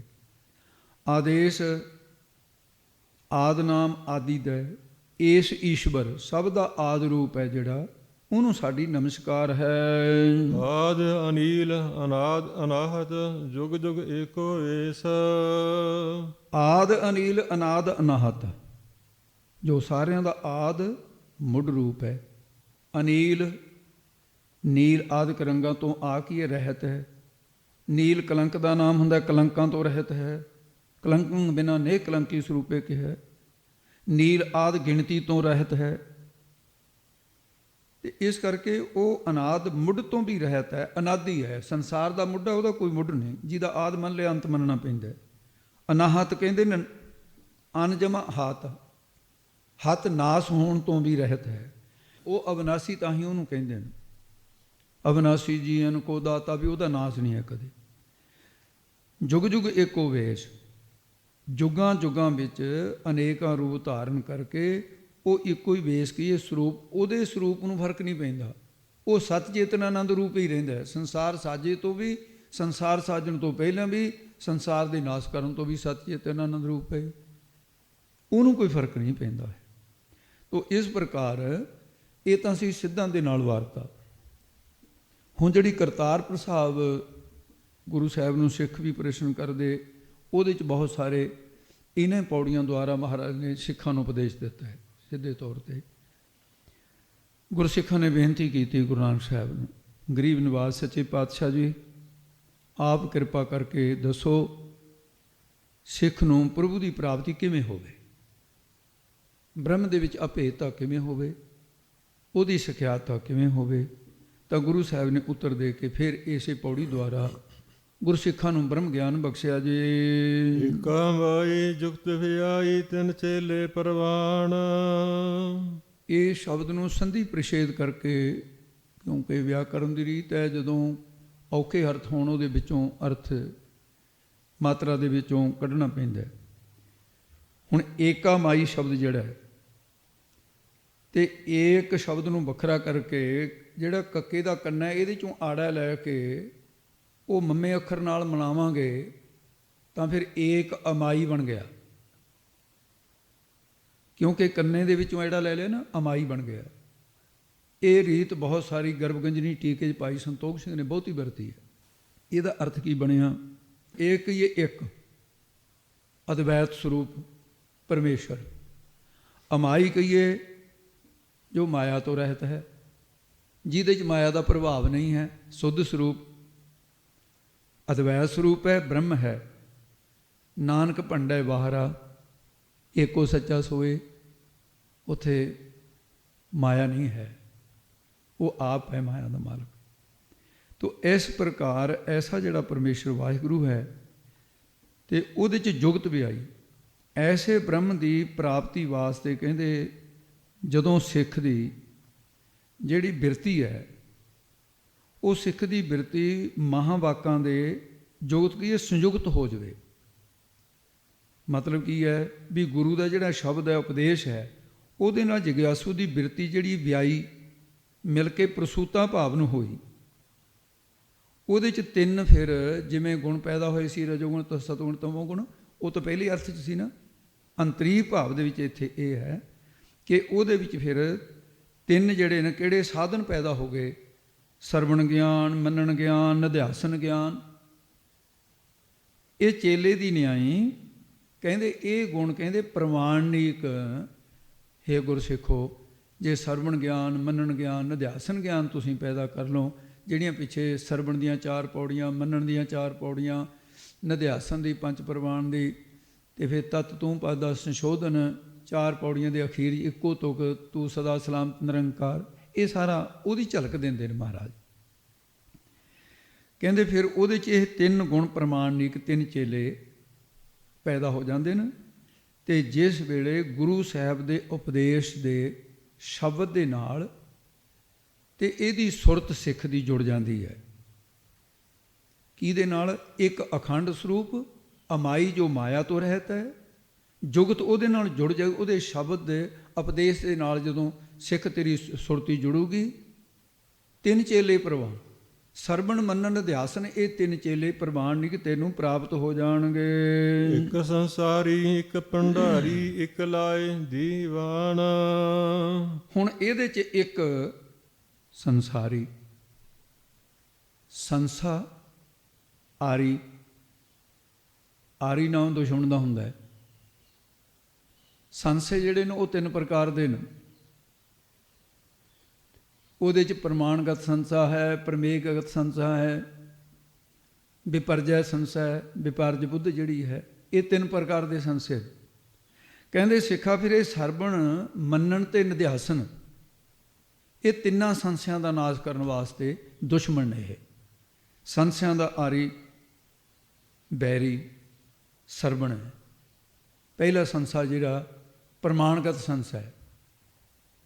ਪ੍ਰਮਾਣਗਤ ਸੰਸੇ ਦਾ ਬੈਰੀ ਕੌਣ ਹੈ? ਸਰਵਣ, ਸਰਵਣ ਗਿਆਨ। ਪ੍ਰਮਾਣਗਤ ਸੰਸਾ ਕੀ ਹੁੰਦਾ ਹੈ? ਇਹ ਦੱਸੇ ਤੋਂ ਬਿਨਾਂ ਤਾਂ ਫਿਰ ਆ ਨਹੀਂ ਸਕਦੀ ਗੱਲ। ਇਹਦੀ ਵਿਚਾਰ ਕਰਨੀ ਬਣਦੀ ਹੈ। ਪ੍ਰਮਾਣਗਤ ਸੰਸਾ ਇਹ ਹੈ, ਜੇ ਤਾਂ ਇਹਦਾ ਸਨਾਤਨ ਮਤ ਅਨੁਸਾਰ ਅਰਥ ਕਰੀਏ ਤਾਂ ਸਨਾਤਨ ਮਤ ਦਾ ਕੋਈ ਸ਼ੰਕਾਵਾਦੀ ਲੈਣਾ ਪਊਗਾ ਵੀ ਸ਼ੰਕਾਵਾਦੀ ਨੂੰ ਤੇ ਉਹਦੇ ਅੰਦਰ ਇਹ ਸੰਸਾ ਪੈਦਾ ਹੋ ਗਿਆ ਵੀ ਜਿਹੜੇ ਵੇਦ ਹੈ, ਵੇਦ ਦੇ ਅੰਦਰ ਵੀ ਦਵੈਤ ਦਾ ਕਥਨ ਹੈ ਕਿ ਅਦਵੈਤ ਦਾ ਕਥਨ ਹੈ। ਤੇ ਜਦੋਂ ਵੇਦਾਂ ਦੇ ਵਕਤ ਕਿਸੇ ਮਹਾਂਪੁਰਸ਼ ਦੇ ਕੋਲ, ਵਿਦਵਾਨ ਦੇ ਕੋਲ ਉਹਨੇ ਸੁਣਿਆ ਕਿ ਤਤਮਸੀ ਮਹਾਵਾਕ, ਤਤਪਦ ਈਸ਼ ਜੀਵ ਤੋਇ ਪਦਸਪਦ ਬ੍ਰਹਮ ਕਹਾਵੈ, ਮਾਇਆ ਕੇ ਜੈ ਭੇਦ ਤੀਨੈ ਏਕੈ ਵੇਦ ਬਤਾਵੈ।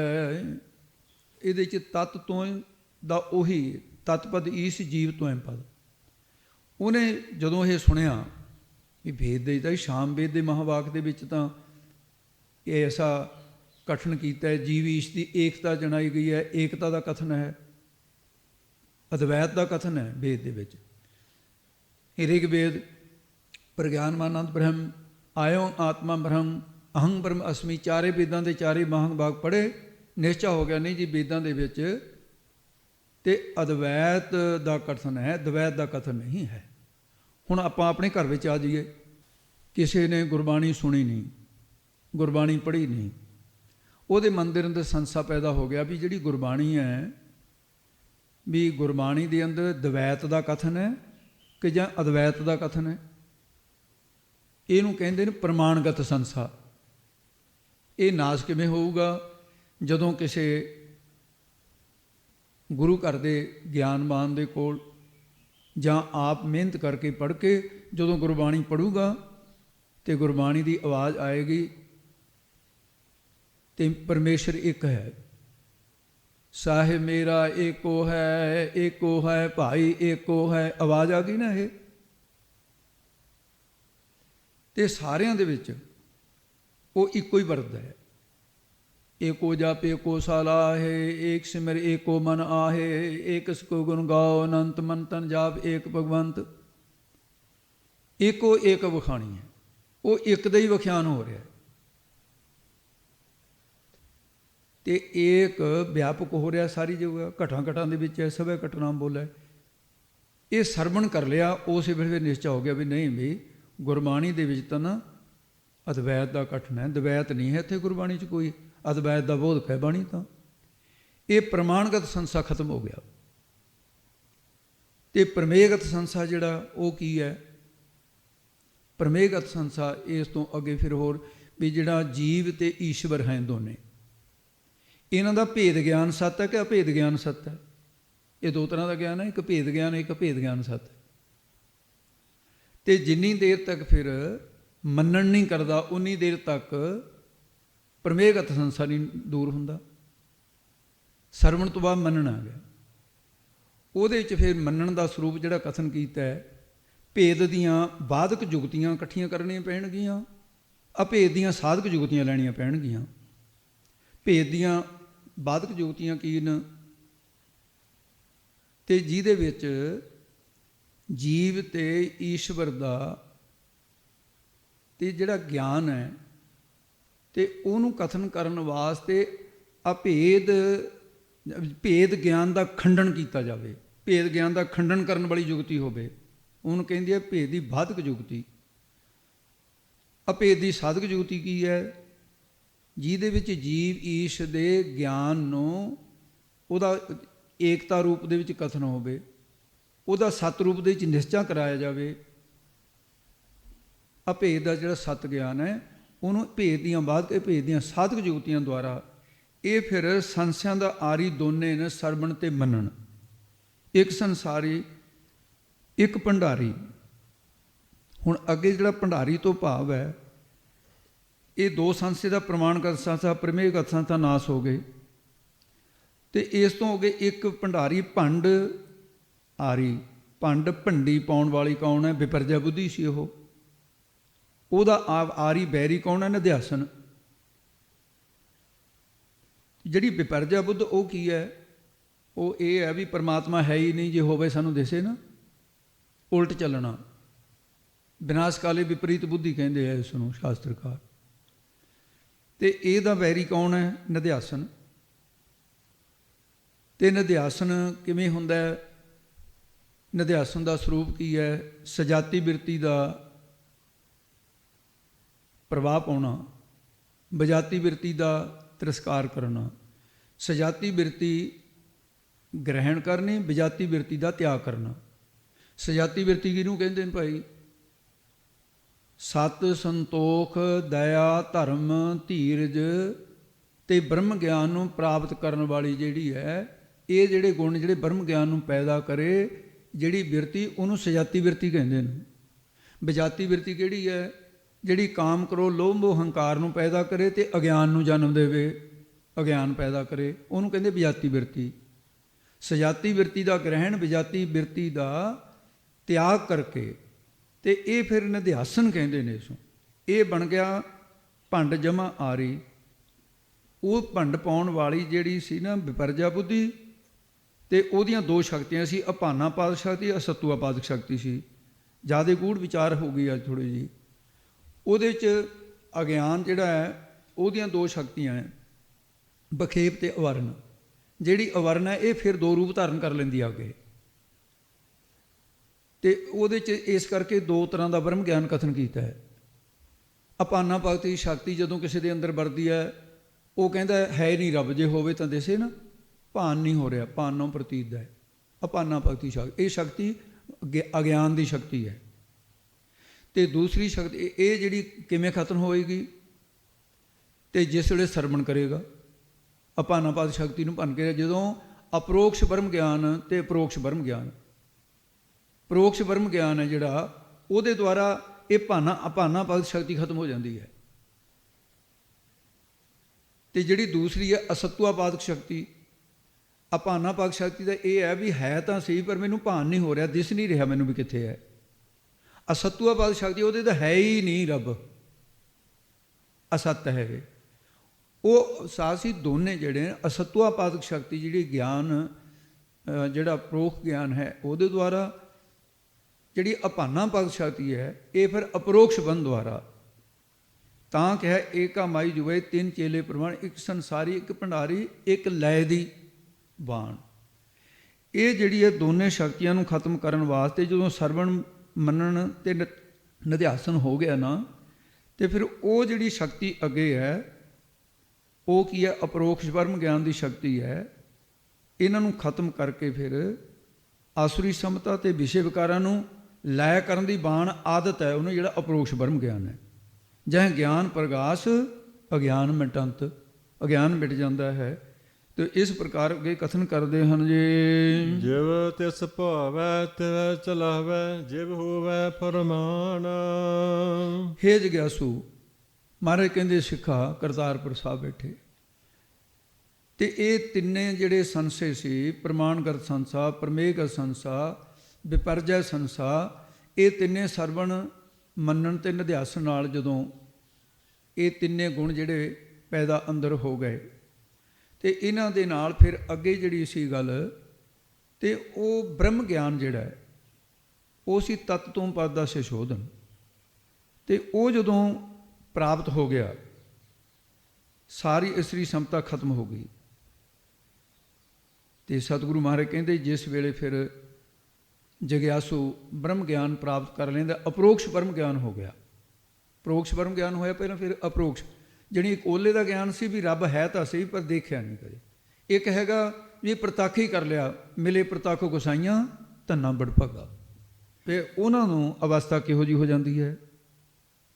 ਜਗਿਆਸੂ ਸਤਿਗੁਰਾਂ ਦੀ ਸ਼ਰਨਾਗਤ ਹੋ ਜਾਂਦਾ ਹੈ ਜਦ ਜੀਵ ਜਿਵੇਂ ਤਿਸ ਉਸ ਜਗਿਆਸੂ ਨੂੰ ਸਤਿਗੁਰੂ ਜੀ ਨੂੰ ਭਾਵੇ ਪਾਉਂਦਾ ਹੈ, ਉਹ ਸਿੱਖ ਨੂੰ ਤਿਵੇਂ ਉਸੇ ਤਰ੍ਹਾਂ ਚਲਾਉਂਦੇ ਹੈ। ਸਿੱਖ ਦੀ ਆਪਣੀ ਮਰਜ਼ੀ ਤੇ ਰਹਿੰਦੀ ਸੀ, ਹੰਗ ਤਾਂ ਖਤਮ ਹੋ ਗਈ। ਜਿਵੇਂ ਸਤਿਗੁਰੂ ਜੀ ਦਾ ਫਰਮਾਨ ਹੁਕਮ ਹੁੰਦਾ ਹੈ, ਉਹ ਉਵੇਂ ਹੀ ਚੱਲਦਾ ਵੀ ਗੁਰੂ ਨੇ ਹੁਕਮ ਕੀਤਾ ਵੀ ਸਵੇਰੇ ਉੱਠਣਾ ਤਾਂ ਉੱਠਣਾ ਹੈ। ਗੁਰੂ ਨੇ ਕਿਹਾ ਪੰਜੇ ਕਕਾਰ ਪਰੇ ਨਹੀਂ ਹੋਣ ਦੇਣੇ, ਨਹੀਂ ਹੋਣ ਦੇਣੇ। ਗੁਰੂ ਨੇ ਕਿਹਾ ਸੱਚ ਬੋਲਣਾ, ਜਿਵ ਤਿਸ ਭਾਵ ਹੈ, ਫਿਰ ਉਵੇਂ ਹੀ ਚੱਲਾਂਗੇ। ਹੁਣ ਤਾਂ ਅਸੀਂ ਆਪਣੀ ਮਰਜ਼ੀ ਨਾਲ ਚੱਲਦੇ ਹਾਂ, ਜੀ ਕਰਿਆ ਉੱਠ ਖੜੇ, ਜੀ ਕਰਿਆ ਨਾ ਉੱਠੇ, ਇਹ ਆਪਣੀ ਮਰਜ਼ੀ ਹੈ। ਫਿਰ ਉਹਦੀ ਅਵਸਥਾ ਹੈ ਉਹਦੇ ਵੀ ਨਹੀਂ ਗੁਰੂ ਦੇ ਹੁਕਮ ਅਨੁਸਾਰ ਚੱਲਣਾ। ਜੇ ਕਿਤੇ ਨਹੀਂ ਇੱਕ ਦਿਨ ਉੱਠ ਹੋ ਗਿਆ, ਪਛਤਾਵਾ ਕਰਨਾ ਵੀ ਉਹ ਅੱਜ ਮੇਰੇ ਤੋਂ ਗੁਰੂ ਦਾ ਹੁਕਮ ਨਹੀਂ ਮੰਨ ਹੋਇਆ, ਸ਼ਰਮਸ਼ਾਰ ਹੋਣਾ, ਗੁਰੂ ਗ੍ਰੰਥ ਸਾਹਿਬ ਦੇ ਅੱਗੇ ਜਾ ਕੇ ਮਹਾਰਾਜ ਕਿਰਪਾ ਕਰਿਓ। ਜੇ ਤਿਸ ਭਾਵੈ ਤੇ ਵੀ ਚਲਾ, ਉਵੇਂ ਚੱਲਦੇ ਹੈ। ਫਿਰ ਸਤਿਗੁਰੂ ਦੀ ਕਿਰਪਾ ਨੂੰ ਪਾ ਕੇ ਉਹ ਜਗਿਆਸੂ ਜਿਹੜਾ ਸਿੱਖ ਹੈ, ਜਿਵ ਜਿਵੇਂ ਤਿਸ ਉਸ ਨੂੰ ਭਾਵੇ ਪਾਉਂਦਾ ਹੈ, ਉਹ ਤਿਵੇਂ ਉਵੇਂ ਹੀ ਆਪਣੀਆਂ ਇੰਦਰੀਆਂ ਨੂੰ ਚਲਾਉਂਦਾ ਹੈ, ਮਨ ਨੂੰ, ਬੁੱਧ ਨੂੰ। ਹੁਣ ਤਾਂ ਮਨ ਬੁੱਧ ਸਾਨੂੰ ਚਲਾ ਰਹੀ ਹੈ, ਇਹ ਬ੍ਰਹਮ ਗਿਆਨ ਹੋ ਗਿਆ। ਉਹ ਜਿਵੇਂ ਗੁਰਸਿੱਖ ਚਾਹੂਗਾ ਬ੍ਰਹਮ ਗਿਆਨੀ ਉਵੇਂ ਚਲਾਉਂਦਾ ਹੈ। ਜੋ ਹੋਵੇ ਫਰਮਾਨ, ਜਿਵੇਂ ਇੰਦਰੀਆਂ ਨੂੰ ਹੁਕਮ ਕਰਦਾ ਹੈ, ਅੱਖਾਂ ਨੂੰ ਜਿੱਧਰ ਕਹੂਗਾ ਉੱਧਰ ਜਾਣਗੀਆਂ, ਆਪਣੀ ਮਰਜ਼ੀ ਨਾਲ ਨਹੀਂ ਜਾਣਗੀਆਂ। ਹਰਿਆਏ ਪਸ਼ੂ ਵਾਂਗੂ ਆਪਣੇ, ਜਿਵੇਂ ਹਰਿਆਏ ਪਸ਼ੂ ਦਾ ਵਸਾਈ ਨਹੀਂ ਹੁੰਦਾ, ਕਿਹਦੇ ਖੇਤ 'ਚ ਮੂੰਹ ਮਾਰ ਲਵੇ। ਫਿਰ ਐਸਾ ਨਹੀਂ ਹੋ ਸਕਦਾ। ਸਭ ਇੰਦਰੇ ਬਸ ਕਰ ਰੱਖਿਆ ਮੈਂ, ਨਾ ਖਿੰਜੋ ਤਾੜਾ ਨਹੀਂ। ਫਿਰ ਤੇ ਇਸ ਪ੍ਰਕਾਰ ਫਿਰ ਗੁਰਸਿੱਖੋ ਇਹ ਅਵਸਥਾ ਬ੍ਰਹਮ ਬੇਤਿਆਂ ਦੀ ਤੁਹਾਨੂੰ ਪ੍ਰਾਪਤ ਹੋ ਜਾਵੇਗੀ। ਉਹ ਵੇਖੈ ਉਹਨਾਂ ਨਜ਼ਰ ਨ ਆਵੇ, ਬਹੁਤਾ ਇਹੋ ਵਿਡਾਨ। ਉਹ ਕੌਣ? ਤਤ ਵੇਤਾ, ਆਪਣੇ ਸਰੂਪ ਨੂੰ ਵੇਖੈ, ਆਪਣੀ ਆਤਮਾ ਨੂੰ ਸਤ ਚੇਤਨ ਆਨੰਦ ਰੂਪ ਕਰਕੇ ਵੇਖੈ। ਮਨ ਤੋਂ ਜੋਤ ਸਰੂਪ ਹੈ, ਆਪਣਾ ਮੂਲ ਪਛਾਣ ਲਿਆ, ਉਹ ਦੇਖ ਰਿਹਾ ਹੈ। ਪਰ ਉਹਨਾਂ ਕੌਣ? ਇੰਦਰੀਆਂ ਤੇ ਮਨ ਨੂੰ ਉਹਦਾ ਸਰੂਪ ਦ੍ਰਿਸ਼ਟੀ ਨਹੀਂ ਆਉਂਦਾ, ਜਿਹੜਾ ਸੱਚ ਜੇ ਦਾ ਅੰਦਰ ਆਤਮਾ ਹੈ। ਕਿਉਂਕਿ ਹੁਣ ਜਿਹੜਾ ਮਨ ਹੈ ਇਹ ਸੂਖਮ ਹੈ, ਜਿਹੜੇ ਇੰਦਰੀ ਨੇ ਇਹ ਸਥੂਲ ਨੇ। ਹੁਣ ਅੱਖਾਂ ਜਿਹੜੀਆਂ ਮਨ ਨੂੰ ਨਹੀਂ ਦੇਖ ਸਕਦੀਆਂ, ਜਿਹੜਾ ਮਨ ਹੈ ਉਹ ਅੱਖਾਂ ਨੂੰ ਦੇਖ ਰਿਹਾ ਹੈ, ਅੱਖਾਂ ਦੇ ਵਿੱਚ ਦੀ ਦੇਖ ਰਿਹਾ, ਕੰਨਾਂ ਦੇ ਵਿੱਚ ਦੀ ਸੁਣ ਰਿਹਾ। ਕੰਨ ਉਹਨੂੰ ਸੁਣ ਨਹੀਂ ਸਕਦੇ ਕਿਉਂਕਿ ਸੂਖਮ ਹੈ। ਜਿਹੜੇ ਇੰਦਰੀ ਨੇ ਦੇਹ ਅਰ ਇੰਦਰੀ, ਇਹ ਉਸ ਮਨ ਨੂੰ ਨਹੀਂ ਜਾਣ ਸਕਦੇ। ਤੋ ਇਸ ਕਰਕੇ ਜਿਹੜੀ ਆਤਮਾ ਹੈ ਪਰਮਾਤਮਾ ਦੀ ਅੰਸ਼, ਉਹ ਮਨ ਤੋਂ ਕਿਤੇ ਜ਼ਿਆਦਾ ਸੂਖਮ ਹੈ, ਇਸ ਕਰਕੇ ਮਨ ਨਹੀਂ ਉਹਨੂੰ ਦੇਖ ਸਕਦਾ। ਹਾਂ, ਉਹਦੇ ਨੇੜੇ ਬੁੱਧ ਰਹਿੰਦੀ ਹੈ, ਤੇ ਬੁੱਧ ਵੀ ਜਦੋਂ ਉਹਨੂੰ ਜਾਣ ਲੱਗਦੀ ਹੈ ਉਹ ਵੀ ਖਤਮ ਹੋ ਜਾਂਦੀ ਹੈ। ਬੁੱਧ ਬਦਲੀ ਸਿੱਧ ਪਾਈ। ਤੋ ਇਸ ਕਰਕੇ ਫਿਰ ਉਹ ਵੇਖਿਆ ਉਹਨਾਂ ਨਜ਼ਰ ਨਾ ਆਵੇ, ਉਹ ਦ੍ਰਿਸ਼ਟੀ ਆਉਂਦਾ। ਪਰ ਜਿਹੜੇ ਅਗਿਆਨੀ ਨੇ, ਹੁਣ ਬ੍ਰਹਮ ਗਿਆਨੀ ਨੇ ਤਾਂ ਬ੍ਰਹਮ ਨੂੰ ਸਿਖਿਆਤ ਕਰਕੇ ਉਹ ਵੇਖ ਲਿਆ ਬ੍ਰਹਮ ਗਿਆਨੀਆਂ ਨੇ। ਪਰ ਅਗਿਆਨੀ ਜਿਹੜੇ ਕਹਿੰਦੇ ਵੀ ਸਾਨੂੰ ਤਾਂ ਦਿਸਦਾ ਨਹੀਂ ਸਰੂਪ, ਤੁਸੀਂ ਕਹਿੰਦੇ ਆਤਮਾ ਪਰਮਾਤਮਾ ਦੀ ਅੰਸ਼ ਹੈ, ਮਨ ਜੋਤ ਸਰੂਪ ਹੈ, ਸਾਨੂੰ ਨਹੀਂ ਪਤਾ ਲੱਗਦਾ। ਵੇਖੈ, ਬੇਨਾਮ ਹੈ ਰਹਿਤ ਦਾ, ਖੈ ਨਾਮ ਹੈ ਨਾਸ ਦਾ। ਉਹ ਨਾਸ ਤੋਂ ਰਹਿਤ ਸਰੂਪ ਨੂੰ ਪ੍ਰਾਪਤ ਕਰ ਲੈਂਦਾ ਹੈ। ਤੇ ਉਹਨਾਂ ਦੇ ਰਜੋ ਤਮੋ ਸਤੋ ਦੀ ਦ੍ਰਿਸ਼ਟੀ ਵਿੱਚ ਇਹ ਨਹੀਂ ਆਉਂਦਾ। ਇਹ ਰਜੋ ਗੁਣ, ਤਮੋ ਗੁਣ, ਸਤੋ ਗੁਣ ਇਹਨਾਂ ਦੀ ਦ੍ਰਿਸ਼ਟੀ 'ਚ ਨਹੀਂ ਆਉਂਦਾ। ਤੇ ਇਸ ਕਰਕੇ ਫਿਰ ਇਹ ਬਹੁਤਾ ਵਿਡਾਨ ਅਚਰਜ ਹੈ। ਤੇ ਉਹਨਾਂ ਦੇ ਰਜੋ ਗੁਣ ਵੀ ਹੈ, ਸਤੋ ਗੁਣ ਵੀ ਹੈ, ਤਮੋ ਗੁਣ ਵੀ ਹੈ, ਉਹ ਦ੍ਰਿਸ਼ਟੀ ਵਿੱਚ ਨਹੀਂ ਆਉਂਦਾ। ਇਹ ਅਚਰਜ ਹੈ। ਤੇ ਇਸ ਕਰਕੇ ਹੇ ਗੁਰਸਿੱਖੋ, ਉਸ ਅਚਰਜਤਾ ਦੇ ਮਾਲਕ ਜਿਹੜਾ ਨਿਰੰਕਾਰ ਹੈ, ਪ੍ਰਭੂ ਪ੍ਰਤੀ ਕਹਿੰਦੇ ਇਹੀ ਗੱਲ ਕਹਿਣੀ ਬਣਦੀ ਹੈ ਵੀ ਸਾਡੇ ਤਾਂ ਸਮਝ 'ਚ ਇਹੀ ਗੱਲ ਹੈ। ਗੁਰੂ ਨਾਨਕ ਸਾਹਿਬ ਕਹਿੰਦੇ ਵੀ ਸਾਰਾ ਝੰਜਟ ਛੱਡ ਕੇ ਨਾ, ਬਸ ਕਹਿੰਦੇ ਇੱਕ ਮਨ ਹੋ ਕੇ ਇਉਂ ਕਹੀਏ ਉਸ ਨੂੰ। ਆਦੇਸ਼ ਤਿਸੈ ਆਦੇਸ਼, ਆਦੇਸ਼ ਨਮਸਕਾਰ ਹੈ ਰੱਬਾ ਤੈਨੂੰ, ਸਾਡੇ ਤਾਂ ਸਮਝ ਤੋਂ ਬਾਹਰ ਹੈ ਤੂੰ, ਅਸੀਂ ਤਾਂ ਤੈਨੂੰ ਜਾਣ ਨਹੀਂ ਸਕਦੇ। ਤੂੰ ਬੁੱਧੀ ਦਾ ਵਿਸ਼ਾ ਨਹੀਂ, ਮਨ ਅੰਤਸ਼ਕਰਨ ਦਾ ਵਿਸ਼ਾ ਨਹੀਂ, ਅੱਖਾਂ ਦਾ ਵਿਸ਼ਾ ਨਹੀਂ, ਨਾ ਦੇਹ ਅੰਦਰਿਆਂ ਦਾ। ਇਸ ਕਰਕੇ ਅਲਖ ਲਖਿਆ ਹੀ ਨਹੀਂ ਜਾ ਸਕਦਾ। ਜਦ ਤੂੰ ਹੈ ਹੀ ਅਲਖ, ਤਾਂ ਫਿਰ ਉਹ ਸਾਧ ਸੰਗਤ ਜੀ ਐਸਾ ਹੈ ਵੀ ਸਮੁੰਦਰ ਦੇ ਕਿਨਾਰੇ ਮਹਾਤਮਾ ਜੀ ਬੈਠੇ ਸੀ, ਉਹਨਾਂ ਦੇ ਅੰਦਰ ਇੱਕ ਯੁੱਧ ਚੱਲਦਾ ਸੀ। ਯੁੱਧ ਕੀ ਸੀ? ਉਹ ਪਰਮਾਤਮਾ ਜਿਹੜਾ ਐਡਾ ਵੱਡਾ ਸਰੂਪ ਹੈ ਪਰਮਾਤਮਾ ਦਾ, ਉਹ ਬੁੱਧ ਦੇ ਦੁਆਰਾ ਜਾਣਨਾ ਚਾਹੁੰਦੇ ਸੀ। ਰੱਬ ਕੈਸਾ ਹੈ, ਕਿਵੇਂ ਹੈ, ਇੰਨਾ ਚਿਰ ਹੋ ਗਿਆ ਮੈਨੂੰ ਤਪੱਸਿਆ ਕਰਦੇ ਨੂੰ। ਤੇ ਉਹ ਬੈਠਾ ਵਿਚਾਰ ਕਰ ਰਿਹਾ, ਪਰ ਬਹੁਤ ਬੁਰੀ ਤਰ੍ਹਾਂ ਕਲੇਸ਼ ਅੰਦਰ ਚੱਲ ਰਿਹਾ। ਤੇ ਇੱਕ ਕਿਸੇ ਅਮੀਰ ਦਾ ਬੱਚਾ ਉਹਦੀ ਗੋਦੀ ਚੁੱਕਿਆ ਹੋਇਆ, ਦੀਵਾਲੀ ਲੰਘ ਕੇ ਹਟੀ ਸੀ, ਉਹਦੇ ਬੱਚੇ ਦੇ ਹੱਥ 'ਚ ਜਿਹੜੀਆਂ ਖਿੱਲਾਂ ਵਾਲੀਆਂ ਕੁੱਜੀਆਂ ਹੁੰਦੀਆਂ, ਕੱਜੀ ਉਹਦੇ ਹੱਥ ਵਿੱਚ, ਖੇਡਦਾ ਖੇਡਦਾ ਨਾਲ ਆਇਆ। ਉਹ ਆਪਣੇ ਪਿਤਾ ਨੂੰ ਕਹਿੰਦਾ, ਪਿਤਾ ਜੀ। ਕਹਿੰਦਾ, ਹਾਂ ਪੁੱਤਰ। ਕਹਿੰਦਾ, ਆਹ ਜਿਹੜਾ ਸਮੁੰਦਰ ਹੈ ਮੇਰੀ ਕੁੱਜੀ 'ਚ ਪਾ ਦੇ, ਮੈਂ ਘਰ ਨੂੰ ਲੈ ਕੇ ਜਾਣਾ ਹੈ। ਉਹ ਕਹਿੰਦਾ, ਪੁੱਤਰ ਵੀ ਇਹ ਤੂੰ ਕਿਹਾ ਜਾ ਸਵਾਲ ਕਰਤਾ, ਇਹ ਸਮੁੰਦਰ ਤਾਂ ਕੁੱਜੀ 'ਚ ਪੈ ਨਹੀਂ ਸਕਦਾ। ਉਹ ਕਹਿੰਦਾ, ਨਾ ਪਾ ਕੇ ਦੇ ਮੈਨੂੰ। ਉਹ ਪਿਓ ਪੁੱਤ ਦੀ ਲੜਾਈ ਹੋ ਗਈ। ਬੱਚਾ ਖਿੱਝ ਗਿਆ ਬਹੁਤ, ਤੂੰ ਜਾਣ ਕੇ ਨਹੀਂ ਪਾਉਂਦਾ। ਉਹ ਕਹਿੰਦਾ, ਨਹੀਂ ਪੁੱਤਰ ਪੈ ਨਹੀਂ ਸਕਦਾ। ਹੁਣ ਗੱਲ ਤਾਂ ਪਿਓ ਦੀ ਸੱਚੀ ਸੀ, ਪਰ ਬੱਚਾ ਅਗਿਆਨੀ ਹੈ। ਉਹ ਹੁਣ ਮਹਾਤਮਾ ਨੇ ਸੁਣਿਆ, ਦੇਖਿਆ, ਕਹਿੰਦਾ ਵੀ ਕਲੇਸ਼ ਤਾਂ ਮੇਰੇ ਵਰਗਾ ਹੀ ਹੈ, ਫਰਕ ਸਿਰਫ ਇੰਨਾ ਹੈ ਵੀ ਮੇਰੇ ਕੋਲ ਬੁੱਧੀ ਦੀ ਕੁੱਜੀ ਹੈ, ਇਹਦੇ ਕੋਲ ਪ੍ਰਤੱਖੀ ਕੁੱਜੀ ਹੈ। ਉਧਰ ਪਰਮਾਤਮਾ ਸਮੁੰਦਰ ਦੀ ਨਿਆਈ ਤੇ ਇੱਧਰ ਪ੍ਰਤੱਖੀ ਪਾਣੀ ਹੈ। ਵੀ ਪਿਓ ਦੀ ਨਿਆਈ ਗੁਰੂ ਹੈ, ਪਰਮੇਸ਼ਰ ਹੈ। ਉਹ ਕਹਿੰਦਾ, ਵਿਧਾਤਾ ਵੀ ਜੇ ਤੂੰ ਪਿਓ ਪੁੱਤ ਦਾ ਇਹਨਾਂ ਦਾ ਕਲੇਸ਼ ਨਿਬੇੜ ਦੇਵੇਂ, ਮੇਰਾ ਤਾਂ ਨਾਲੇ ਨਿਬੜ ਜੂ, ਇਹਨਾਂ ਦੇ ਕਲੇਸ਼ ਦਾ ਅੰਤ ਹੋ ਜਾਵੇ, ਇਹਦੇ 'ਚ ਮੈਨੂੰ ਗਿਆਨ ਬਖਸ਼। ਉਹ ਕਹਿੰਦੇ, ਬੱਚਾ ਸੀ ਕ੍ਰੋਧੀ, ਉਹਨੂੰ ਪੁੱਛਦਾ, ਕਹਿੰਦਾ, ਨਹੀਂ ਪਾਉਂਦਾ ਸਮੁੰਦਰ? ਉਹ ਕਹਿੰਦਾ, ਨਹੀਂ ਪੈ ਸਕਦਾ। ਨਹੀਂ ਪੈ ਸਕਦਾ, ਮਾਰੀ ਭਗਾ ਕੇ ਕੁੱਜੀ। ਕਹਿੰਦਾ, ਚੰਗਾ ਫਿਰ ਕੁੱਜੀ ਦਾ ਸਮੁੰਦਰ 'ਚ ਗਈ ਆ, ਉਹ ਪਈ ਆ। ਕਹਿੰਦਾ, ਕੁੱਜੀ ਤਾਂ ਪੈ ਜੂ ਨਾ ਸਮੁੰਦਰ 'ਚ। ਉਹ ਮਹਾਤਮਾ ਉੱਠਿਆ, ਨਿੱਕੇ ਨਿੱਕੇ ਬੱਚੇ ਦੇ ਚਰਨ ਫੜ ਕੇ ਮੱਥੇ ਨੂੰ ਲਾ ਕੇ ਕਹਿੰਦਾ, ਤੂੰ ਤਾਂ ਮੇਰਾ ਗੁਰੂ ਹੈ। ਉਹ ਕਹਿੰਦਾ, ਮਹਾਤਮਾ ਜੀ ਕੀ ਕਰਦੇ ਹੋ, ਬੱਚੇ ਦੇ ਮੱਥੇ ਟਿਕ ਜਾਂਦੇ। ਕਹਿੰਦਾ, ਕਲੇਸ਼ ਖਤਮ ਹੋ ਗਿਆ। ਗੱਲ ਸਮਝ ਆ ਗਈ ਵੀ ਉਹ ਸਮੁੰਦਰ ਦੀ ਨਿਆਈ ਬੁੱਧੀ ਵਿੱਚ ਨਹੀਂ ਪੈ ਸਕਦਾ, ਪਰ ਬੁੱਧੀ ਤਾਂ ਉਹਦੇ 'ਚ ਪੈ ਸਕਦੀ ਹੈ ਨਾ, ਕੁੱਜੀ ਦੀ ਨਿਆਈ। ਇਸ ਕਰਕੇ ਮੇਰਾ ਮਸਲਾ ਹੱਲ ਹੋ ਗਿਆ। ਮਹਾਰਾਜ ਕਹਿੰਦੇ, ਭਾਈ ਤੁਸੀਂ ਆਪਣੀ ਬੁੱਧ ਨੂੰ ਉਹਦੇ ਵਿੱਚ, ਜਿਵੇਂ ਲੂਣ ਦੀ ਡਲੀ ਜਿਹੜੀ ਹੈ ਉਹ ਸਮੁੰਦਰ ਦਾ ਅੰਤ ਨਹੀਂ ਪਾ ਸਕਦੀ, ਪਰ ਸਮੁੰਦਰ ਦੇ ਖੁਰਕੇ ਉਹਦਾ ਰੂਪ ਤਾਂ ਬਣ ਸਕਦੀ ਹੈ। ਇੱਕ ਬੂੰਦ ਸਮੁੰਦਰ ਨਹੀਂ ਹੁੰਦਾ, ਪਰ ਸਮੁੰਦਰ 'ਚ ਪੈ ਕੇ ਸਮੁੰਦਰ ਬਣ ਜਾਂਦਾ ਹੈ। ਕਹਿੰਦੇ, ਉਹਨੂੰ ਮੱਥਾ ਹੀ ਟੇਕੋ, ਆਦੇਸ਼ ਤਿਸੈ ਆਦੇਸ਼। ਹੇ ਵਾਹਿਗੁਰੂ, ਤੈਨੂੰ ਨਮਸਕਾਰ ਹੈ।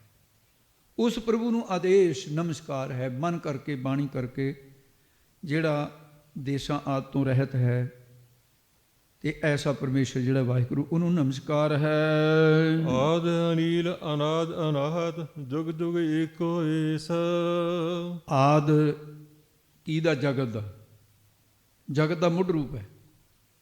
ਅਨੀਲ ਰੰਗਾਂ ਤੋਂ, ਗਿਣਤੀ ਤੋਂ। ਨੀਲ ਰੰਗਾਂ ਨੂੰ ਵੀ ਕਹਿੰਦੇ ਨੇ ਵੀ ਨੀਲਾ ਰੰਗ ਅਨੀਲ ਹੈ, ਰੰਗਾਂ ਤੋਂ ਰਹਿਤ ਹੈ। ਨੀਲ ਗਿਣਤੀ ਹੋ ਗਈ, ਸੰਖ ਖਰਬ ਆਦਿ ਤੋਂ ਬਾਅਦ, ਉਹ ਗਿਣਤੀ ਤੋਂ ਰਹਿਤ ਹੈ। ਨੀਲ ਕਲੰਕ ਤੋਂ ਰਹਿਤ ਹੈ। ਅਨਾਦ, ਐਸਾ ਮੁੱਢ ਤੋਂ ਰਹਿਤ। ਐਸਾ ਜਿਹੜਾ ਪਰਮੇਸ਼ਰ ਹੈ, ਇਸ ਤੋਂ ਰਹਿਤ ਹੈ, ਅਨਾਦੀ ਹੈ। ਫਿਰ ਅਨਾਹਤ। ਅਨਾਹਤ ਕੀ ਹੈ? ਹਤ ਨਾਮ ਨਾਸ ਦਾ, ਅੰਨ ਨਾਮ ਰਹਿਤ ਹੈ। ਉਹ ਨਾਸ ਤੋਂ ਵੀ ਰਹਿਤ ਹੈ। ਆਦ ਸੱਚ ਜੁਗਾਦ ਸੱਚ ਹੈ, ਪੀ ਸੱਚ ਨਾਨਕ ਹੋਸੀ ਪੀ ਸੱਚ। ਉਹ ਹੱਦ ਤੋਂ ਵੀ ਰਹਿਤ ਹੈ। ਜੁਗ ਜੁਗ, ਜੁਗਾਂ ਜੁਗਾਂ ਵਿੱਚ ਏਕੋ ਇੱਕ ਹੀ ਬੇਸ ਸਰੂਪ ਰਹਿੰਦਾ ਹੈ। ਗੁਰਸਿੱਖੋ ਬਦਲਦਾ ਨਹੀਂ, ਅਖੰਡ ਸਰੂਪ ਹੈ। ਖੰਡੇ ਜੋ ਨਾ ਜਾਏ ਸੋ ਅਖੰਡ ਜੋ ਕੋ ਖਿਆਲ ਕੀਜੈ। ਗੁਰੂ ਗੋਬਿੰਦ ਸਿੰਘ ਸਾਹਿਬ ਜੀ। ਨਹੀਂ ਜਾਣ ਜਾਏ ਕਛੂ ਰੂਪ ਰੇਖੰ, ਕਹਾਂ ਬਾਸ ਤਾਕੋ ਫਿਰੈ ਕੌਣ ਭੇਖੰ। ਕਹਾਂ ਨਾਮ ਤਾਕੋ ਕਹਾਂ ਮੈਂ ਕਹਾਵੈ, ਕਹਾਂ ਮੈਂ ਬਖਾਨੋ ਕਹੇ ਮੋਹ ਨਾ ਆਵੇ। ਗੁਰੂ ਗੋਬਿੰਦ ਸਿੰਘ ਸਾਹਿਬ ਦਸਮ ਗ੍ਰੰਥ ਕਹਿੰਦੇ ਨੇ, ਮੈਂ ਕਿਵੇਂ ਕਥਨ ਕਰਾਂ ਖਾਲਸਾ ਜੀ, ਉਹ ਕਥਨੀ ਦਾ ਵਿਸ਼ਾ ਹੀ ਨਹੀਂ ਆ। ਕਥੇ ਕਾ ਕਿਆ ਕਥੀਏ ਭਾਈ। ਇਹ ਤਾਂ ਲਖਣਾ ਬਿਰਤੀ ਦੁਆਰਾ ਕਥਨ ਕੀਤਾ ਜਾਂਦਾ ਹੈ, ਸ਼ਕਤੀ ਬਿਰਤੀ ਦੁਆਰਾ ਕਥਨ ਨਹੀਂ ਹੁੰਦਾ ਹੈ। ਐਸਾ ਪਰਮੇਸ਼ਰ ਵਾਹਿਗੁਰੂ ਹੈ। ਇਹ ਉਹਦਾ ਸਰੂਪ 30ਵੀਂ ਪੌੜੀ ਦੇ ਵਿੱਚ, ਜੁਗ ਜੁਗ ਏਕੋ ਬੇਸ, ਜੁਗ ਜੁਗ ਏਕੋ ਸੱਚਾ ਸੋਈ, ਬੂਝੈ ਗੁਰ ਵਿਚਾਰੇ। ਉਹਨੂੰ ਜਾਣਨਾ ਕਿਵੇਂ? ਗੁਰੂ ਦੀ ਵਿਚਾਰ ਦੁਆਰਾ। ਇਹ 30ਵੀਂ ਪੌੜੀ ਦਾ ਅੱਖਰ ਥੋੜ੍ਹੇ, ਸਿਧਾਂਤ ਬਹੁਤਾ, ਬ੍ਰਹਮ ਗਿਆਨ ਬਹੁਤਾ, ਕੁੱਟ ਕੁੱਟ ਕੇ ਭਰਿਆ ਪਿਆ। ਸਾਰੀ ਗੁਰਬਾਣੀ ਨਾਮ ਰੂਪ, ਗਿਆਨ ਰੂਪ ਹੈ। ਤੇ ਇਹਦੇ ਵਿੱਚ, ਇਸ ਪੌੜੀ ਦੇ ਵਿੱਚ ਹੁਣ ਇਹਦਾ ਸਰਲ ਰੂਪ ਦੇ ਵਿੱਚ ਮੁੱਖ ਸਿਧਾਂਤ ਕੀ ਸੀ, ਇਹਦੇ ਵਿੱਚ ਭਾਵ ਕੀ ਸੀ ਪੌੜੀ ਦਾ? ਇਹਦੇ 'ਚ ਦੱਸਿਆ ਪਰਮੇਸ਼ਰ ਮਾਇਆ ਦਾ ਪਤੀ ਹੈ। ਜਦੋਂ ਮਾਇਆ ਕਲਪ ਤਦਾਤ ਸੰਬੰਧ ਕਰਕੇ ਜੁੜਦੀ ਹੈ, ਉਹ ਵਿਆਹੀ ਪ੍ਰਸੂਤਾ ਭਾਵ ਨੂੰ ਪ੍ਰਾਪਤ ਹੋ ਜਾਂਦੀ ਹੈ। ਉਹਦੇ 'ਚ 3 ਗੁਣ ਪੈਦਾ ਹੋ ਜਾਂਦੇ ਨੇ, ਬ੍ਰਹਮਾ ਵਿਸ਼ਨੂੰ ਸ਼ਿਵ ਜੀ। ਤਿੰਨਾਂ ਗੁਣਾਂ ਦਾ ਤਿੰਨੇ ਪ੍ਰਤੀਕ ਹਨ। ਰਜੋ ਗੁਣ ਬ੍ਰਹਮਾ, ਸਤੋ ਗੁਣ ਵਿਸ਼ਨੂੰ ਜੀ, ਤਮੋ ਗੁਣ ਸ਼ਿਵ ਜੀ ਪੈਦਾ ਹੋ ਗਏ, ਪੁੱਤਰ ਬੇਟੇ। ਤਿੰਨ ਗੁਣ ਰਜੋਗੁਣ ਸਤੋਗੁਣ ਤਮੋਗੁਣ। ਇਹ ਤਿੰਨਾਂ ਗੁਣਾਂ ਦਾ ਤੇ ਫਿਰ ਅਜੇ ਰਜੋਗੁਣੀ ਹੋ ਕੇ ਬ੍ਰਹਮਾ ਸ੍ਰਿਸ਼ਟੀ ਪੈਦਾ ਕਰਦਾ ਹੈ, ਸਤੋਗੁਣੀ ਹੋ ਕੇ ਉਹ ਭੰਡਾਰਾ ਦੇ ਰਿਹਾ ਹੈ, ਵਿਸ਼ਨੂੰ ਜੀ ਪਾਲਣਾ ਕਰਦਾ ਹੈ, ਤਮੋਗੁਣ ਹੋ ਕੇ ਸ਼ਿਵ ਜੀ ਲਹਿਤਾ ਕਰੀ ਜਾਂਦਾ, ਸਫਾਈ ਕਰਦਾ ਉਹ। ਜੇ ਸਫਾਈ ਉਹ ਨਾ ਹੋਵੇ ਫਿਰ ਤਾਂ ਇਹ ਪਰਮੇਸ਼ਰ ਦੀ ਖੇਡ ਹੈ, ਤੇ ਫਿਰ ਤਾਂ ਭੀੜ ਭੜਕਾ ਸੰਸਾਰ ਦਾ ਉਹੀ ਜੀਣ ਜੋਗੀ ਨਾ ਰਹਿ ਜਾਣ। ਉਹ ਜੰਮਣ ਵਾਲਿਆਂ ਵਾਸਤੇ ਸਫਾਈ ਕਰਦਾ ਪਹਿਲਾਂ ਵੀ ਆ ਜਾਓ ਹੁਣ ਤੁਹਾਡੀ ਵਾਰੀ ਹੈ ਭਾਈ, ਇਹ ਹੁਣ ਇਹ ਪੈਦਾ ਹੋ ਕੇ ਇਹਨਾਂ ਨੇ ਤਾਂ ਰੰਗ ਲਾ ਲਿਆ ਜਿਹੜਾ ਲਾਉਣਾ ਸੀ, ਹੁਣ ਤੁਸੀਂ ਆ ਜਾਓ ਤੁਹਾਡੀ ਵਾਰੀ ਹੈ। ਉਹ ਸ਼ਿਵ ਜੀ ਇਹ ਕੰਮ ਕਰੀ ਜਾਂਦਾ, ਝਾੜੂ ਮਾਰਦਾ ਹੈ, ਮੌਤ ਰੂਪੀ ਝਾੜੂ ਹੈ ਉਹਦੇ ਹੱਥ ਵਿੱਚ। ਫਿਰ ਜਿਵੇਂ ਵਾਹਿਗੁਰੂ ਨੂੰ ਪਾਉਂਦਾ ਹੈ, ਉਹਨਾਂ ਸਾਰਿਆਂ ਨੂੰ ਤਿੰਨਾਂ ਦੇਵਤਿਆਂ ਨੂੰ ਚਲਾਉਂਦਾ ਹੈ, ਆਪਣੇ ਹੁਕਮ ਵੀ ਚਲਾਉਂਦਾ ਹੈ। ਤੇ ਉਸ ਵਾਹਿਗੁਰੂ ਦਾ ਹੁਕਮ ਜਿਵੇਂ ਹੁੰਦਾ ਉਹ ਉਵੇਂ ਹੀ ਚੱਲਦੇ ਨੇ। ਪਰਮੇਸ਼ਰ ਮਾਇਆ ਨੂੰ, ਤਿੰਨਾਂ ਗੁਣਾਂ ਨੂੰ, ਬ੍ਰਹਮਾ ਵਿਸ਼ਨੂੰ ਸ਼ਿਵ ਜੀ ਨੂੰ, ਇਹਨਾਂ ਨੂੰ ਨਿਗਾਹ ਨਹੀਂ ਆ ਰਿਹਾ, ਨਾ ਮਾਇਆ ਨੂੰ ਨਾ ਇਹਨਾਂ ਤਿੰਨਾਂ ਗੁਣਾਂ ਨੂੰ, ਬ੍ਰਹਮਾ ਵਿਸ਼ਨੂੰ ਸ਼ਿਵ ਜੀ ਨੂੰ। ਆਪ ਹੈ ਜਿਹੜਾ ਉਹ ਦ੍ਰਿਸ਼ਟਾ ਰੂਪ ਹੋ ਕਰਕੇ ਇਹਨਾਂ ਨੂੰ ਦੇਖਦਾ, ਉਹ ਵੇਖਿਆ ਉਹਨਾਂ ਨਜ਼ਰ ਨਾ ਉਹਦਾ ਭਾਵ ਹੈ ਇਹਨਾਂ ਤਿੰਨਾਂ ਗੁਣਾਂ ਦੇ ਵਿੱਚ ਆਪ ਨਜ਼ਰ ਨਹੀਂ ਆਉਂਦਾ। ਤੇ ਇਹਨਾਂ ਦੇ ਇਹੀ ਗੱਲ ਬੜੀ ਅਚਰਜ ਹੈ ਕਿ ਉਹ ਵੇਖਿਆ ਉਹਨਾਂ ਨਜ਼ਰ ਨਾ ਆਵੇ। ਇਹ ਬ੍ਰਹਮਾ ਵਿਸ਼ਨੂੰ ਸ਼ਿਵ ਜੀ ਦੇਖ ਨਹੀਂ ਸਕਦੇ, ਉਹ ਇਹਨਾਂ ਨੂੰ ਦੇਖ ਰਿਹਾ ਹੈ। ਤੇ ਇਸ ਕਰਕੇ ਹੀ ਦਸਮ ਗ੍ਰੰਥ ਦੇ ਅੰਦਰ ਮਹਾਰਾਜ ਸਾਹਿਬ ਨੇ ਇੱਕ ਜਗ੍ਹਾ ਕਿਹਾ ਸੀ, ਮਹਾਦੇਵ ਅਚੁੱਤ ਕਹਾਇਓ, ਵਿਸ਼ਨ ਆਪ ਹੀ ਕੋ ਠਹਿਰਾਇਓ, ਬ੍ਰਹਮਾ ਆਪ ਪਾਰ ਬ੍ਰਹਮ ਬਖਾਨਾ, ਪ੍ਰਭ ਕੋ ਪ੍ਰਭੂ ਨ ਕਿਨਹੂ ਜਾਨਾ। ਉਹ ਹੰਗਤਾ ਹੋਣ ਕਰਕੇ ਨਾ ਬ੍ਰਹਮਾ ਵਿਸ਼ਨ ਮਹਾਦੇਵ ਤ੍ਰੈ ਗੁਣ ਰੋਗੀ ਵਿੱਚ ਹਉਮੈ ਕਾਰ ਕਮਾਈ, ਕਹਿੰਦੇ ਇਸ ਕਰਕੇ ਨਹੀਂ ਦਿਸਦਾ। ਤੇ ਜਿਦਨਿਆਂ ਦੀ ਹਉਮੈ ਦੂਰ ਕਰਦੇ ਉਸੇ ਵੇਲੇ ਇਹਨਾਂ ਨੂੰ ਸਖਿਆਤਾਕਾਰ ਹੋ ਜਾਂਦਾ। ਤੇ ਐਸਾ ਜਿਹੜਾ ਵਾਹਿਗੁਰੂ ਹੈ ਉਹ ਗਿਣਤੀ ਤੋਂ ਰਹਿਤ ਹੈ, ਉਹਨੂੰ ਪਰਮਾਤਮਾ ਨੂੰ ਨਮਸਕਾਰ ਹੈ, ਸਦਾ ਨਮਸਕਾਰ ਹੈ, ਸਦਾ ਮੁੱਢ ਰੂਪ ਹੈ, ਗਿਣਤੀ ਤੋਂ ਰਹਿਤ ਹੈ, ਤੇ ਜਿਹੜਾ ਨਾਸ ਤੋਂ ਰਹਿਤ ਹੈ, ਜੁਗਾਂ ਜੁਗਾਂ ਵਿੱਚ ਇੱਕ ਰਸ ਰਹਿਣ ਵਾਲਾ ਹੈ। ਇਹ ਉਹਦਾ ਅਖੰਡ ਸਰੂਪ ਹੈ। ਇਹਦੇ 102 ਅੱਖਰਾਂ ਵਿੱਚ ਐਸਾ ਬ੍ਰਹਮ ਗਿਆਨ ਮਹਾਰਾਜ ਨੇ ਇਹ 30ਵੀਂ ਪੌੜੀ ਵਿੱਚ ਕਥਨ ਕੀਤਾ। 31ਵੀਂ ਪੌੜੀ ਹੁਣ ਕੱਲ੍ਹ ਨੂੰ ਆਏਗੀ। ਆਓ ਹੁਣ ਇੱਥੇ ਸਮਾਪਤੀ। ਭੁੱਲਾਂ ਚੁੱਕਾਂ ਜੀ ਸਤਿਗੁਰੂ ਜੀ ਖਿਮਾ ਕਰਨ ਜੀ। ਆਦੇਸ ਤਿਸੈ ਆਦੇਸ, ਆਦ ਅਨੀਲ ਅਨਾਦ ਅਨਾਹਤ, ਜੁਗ ਜੁਗ ਏਕੋ ਵੇਸ। ਵਾਹਿਗੁਰੂ ਜੀ ਕਾ ਖਾਲਸਾ, ਵਾਹਿਗੁਰੂ ਜੀ ਕੀ ਫਤਿਹ।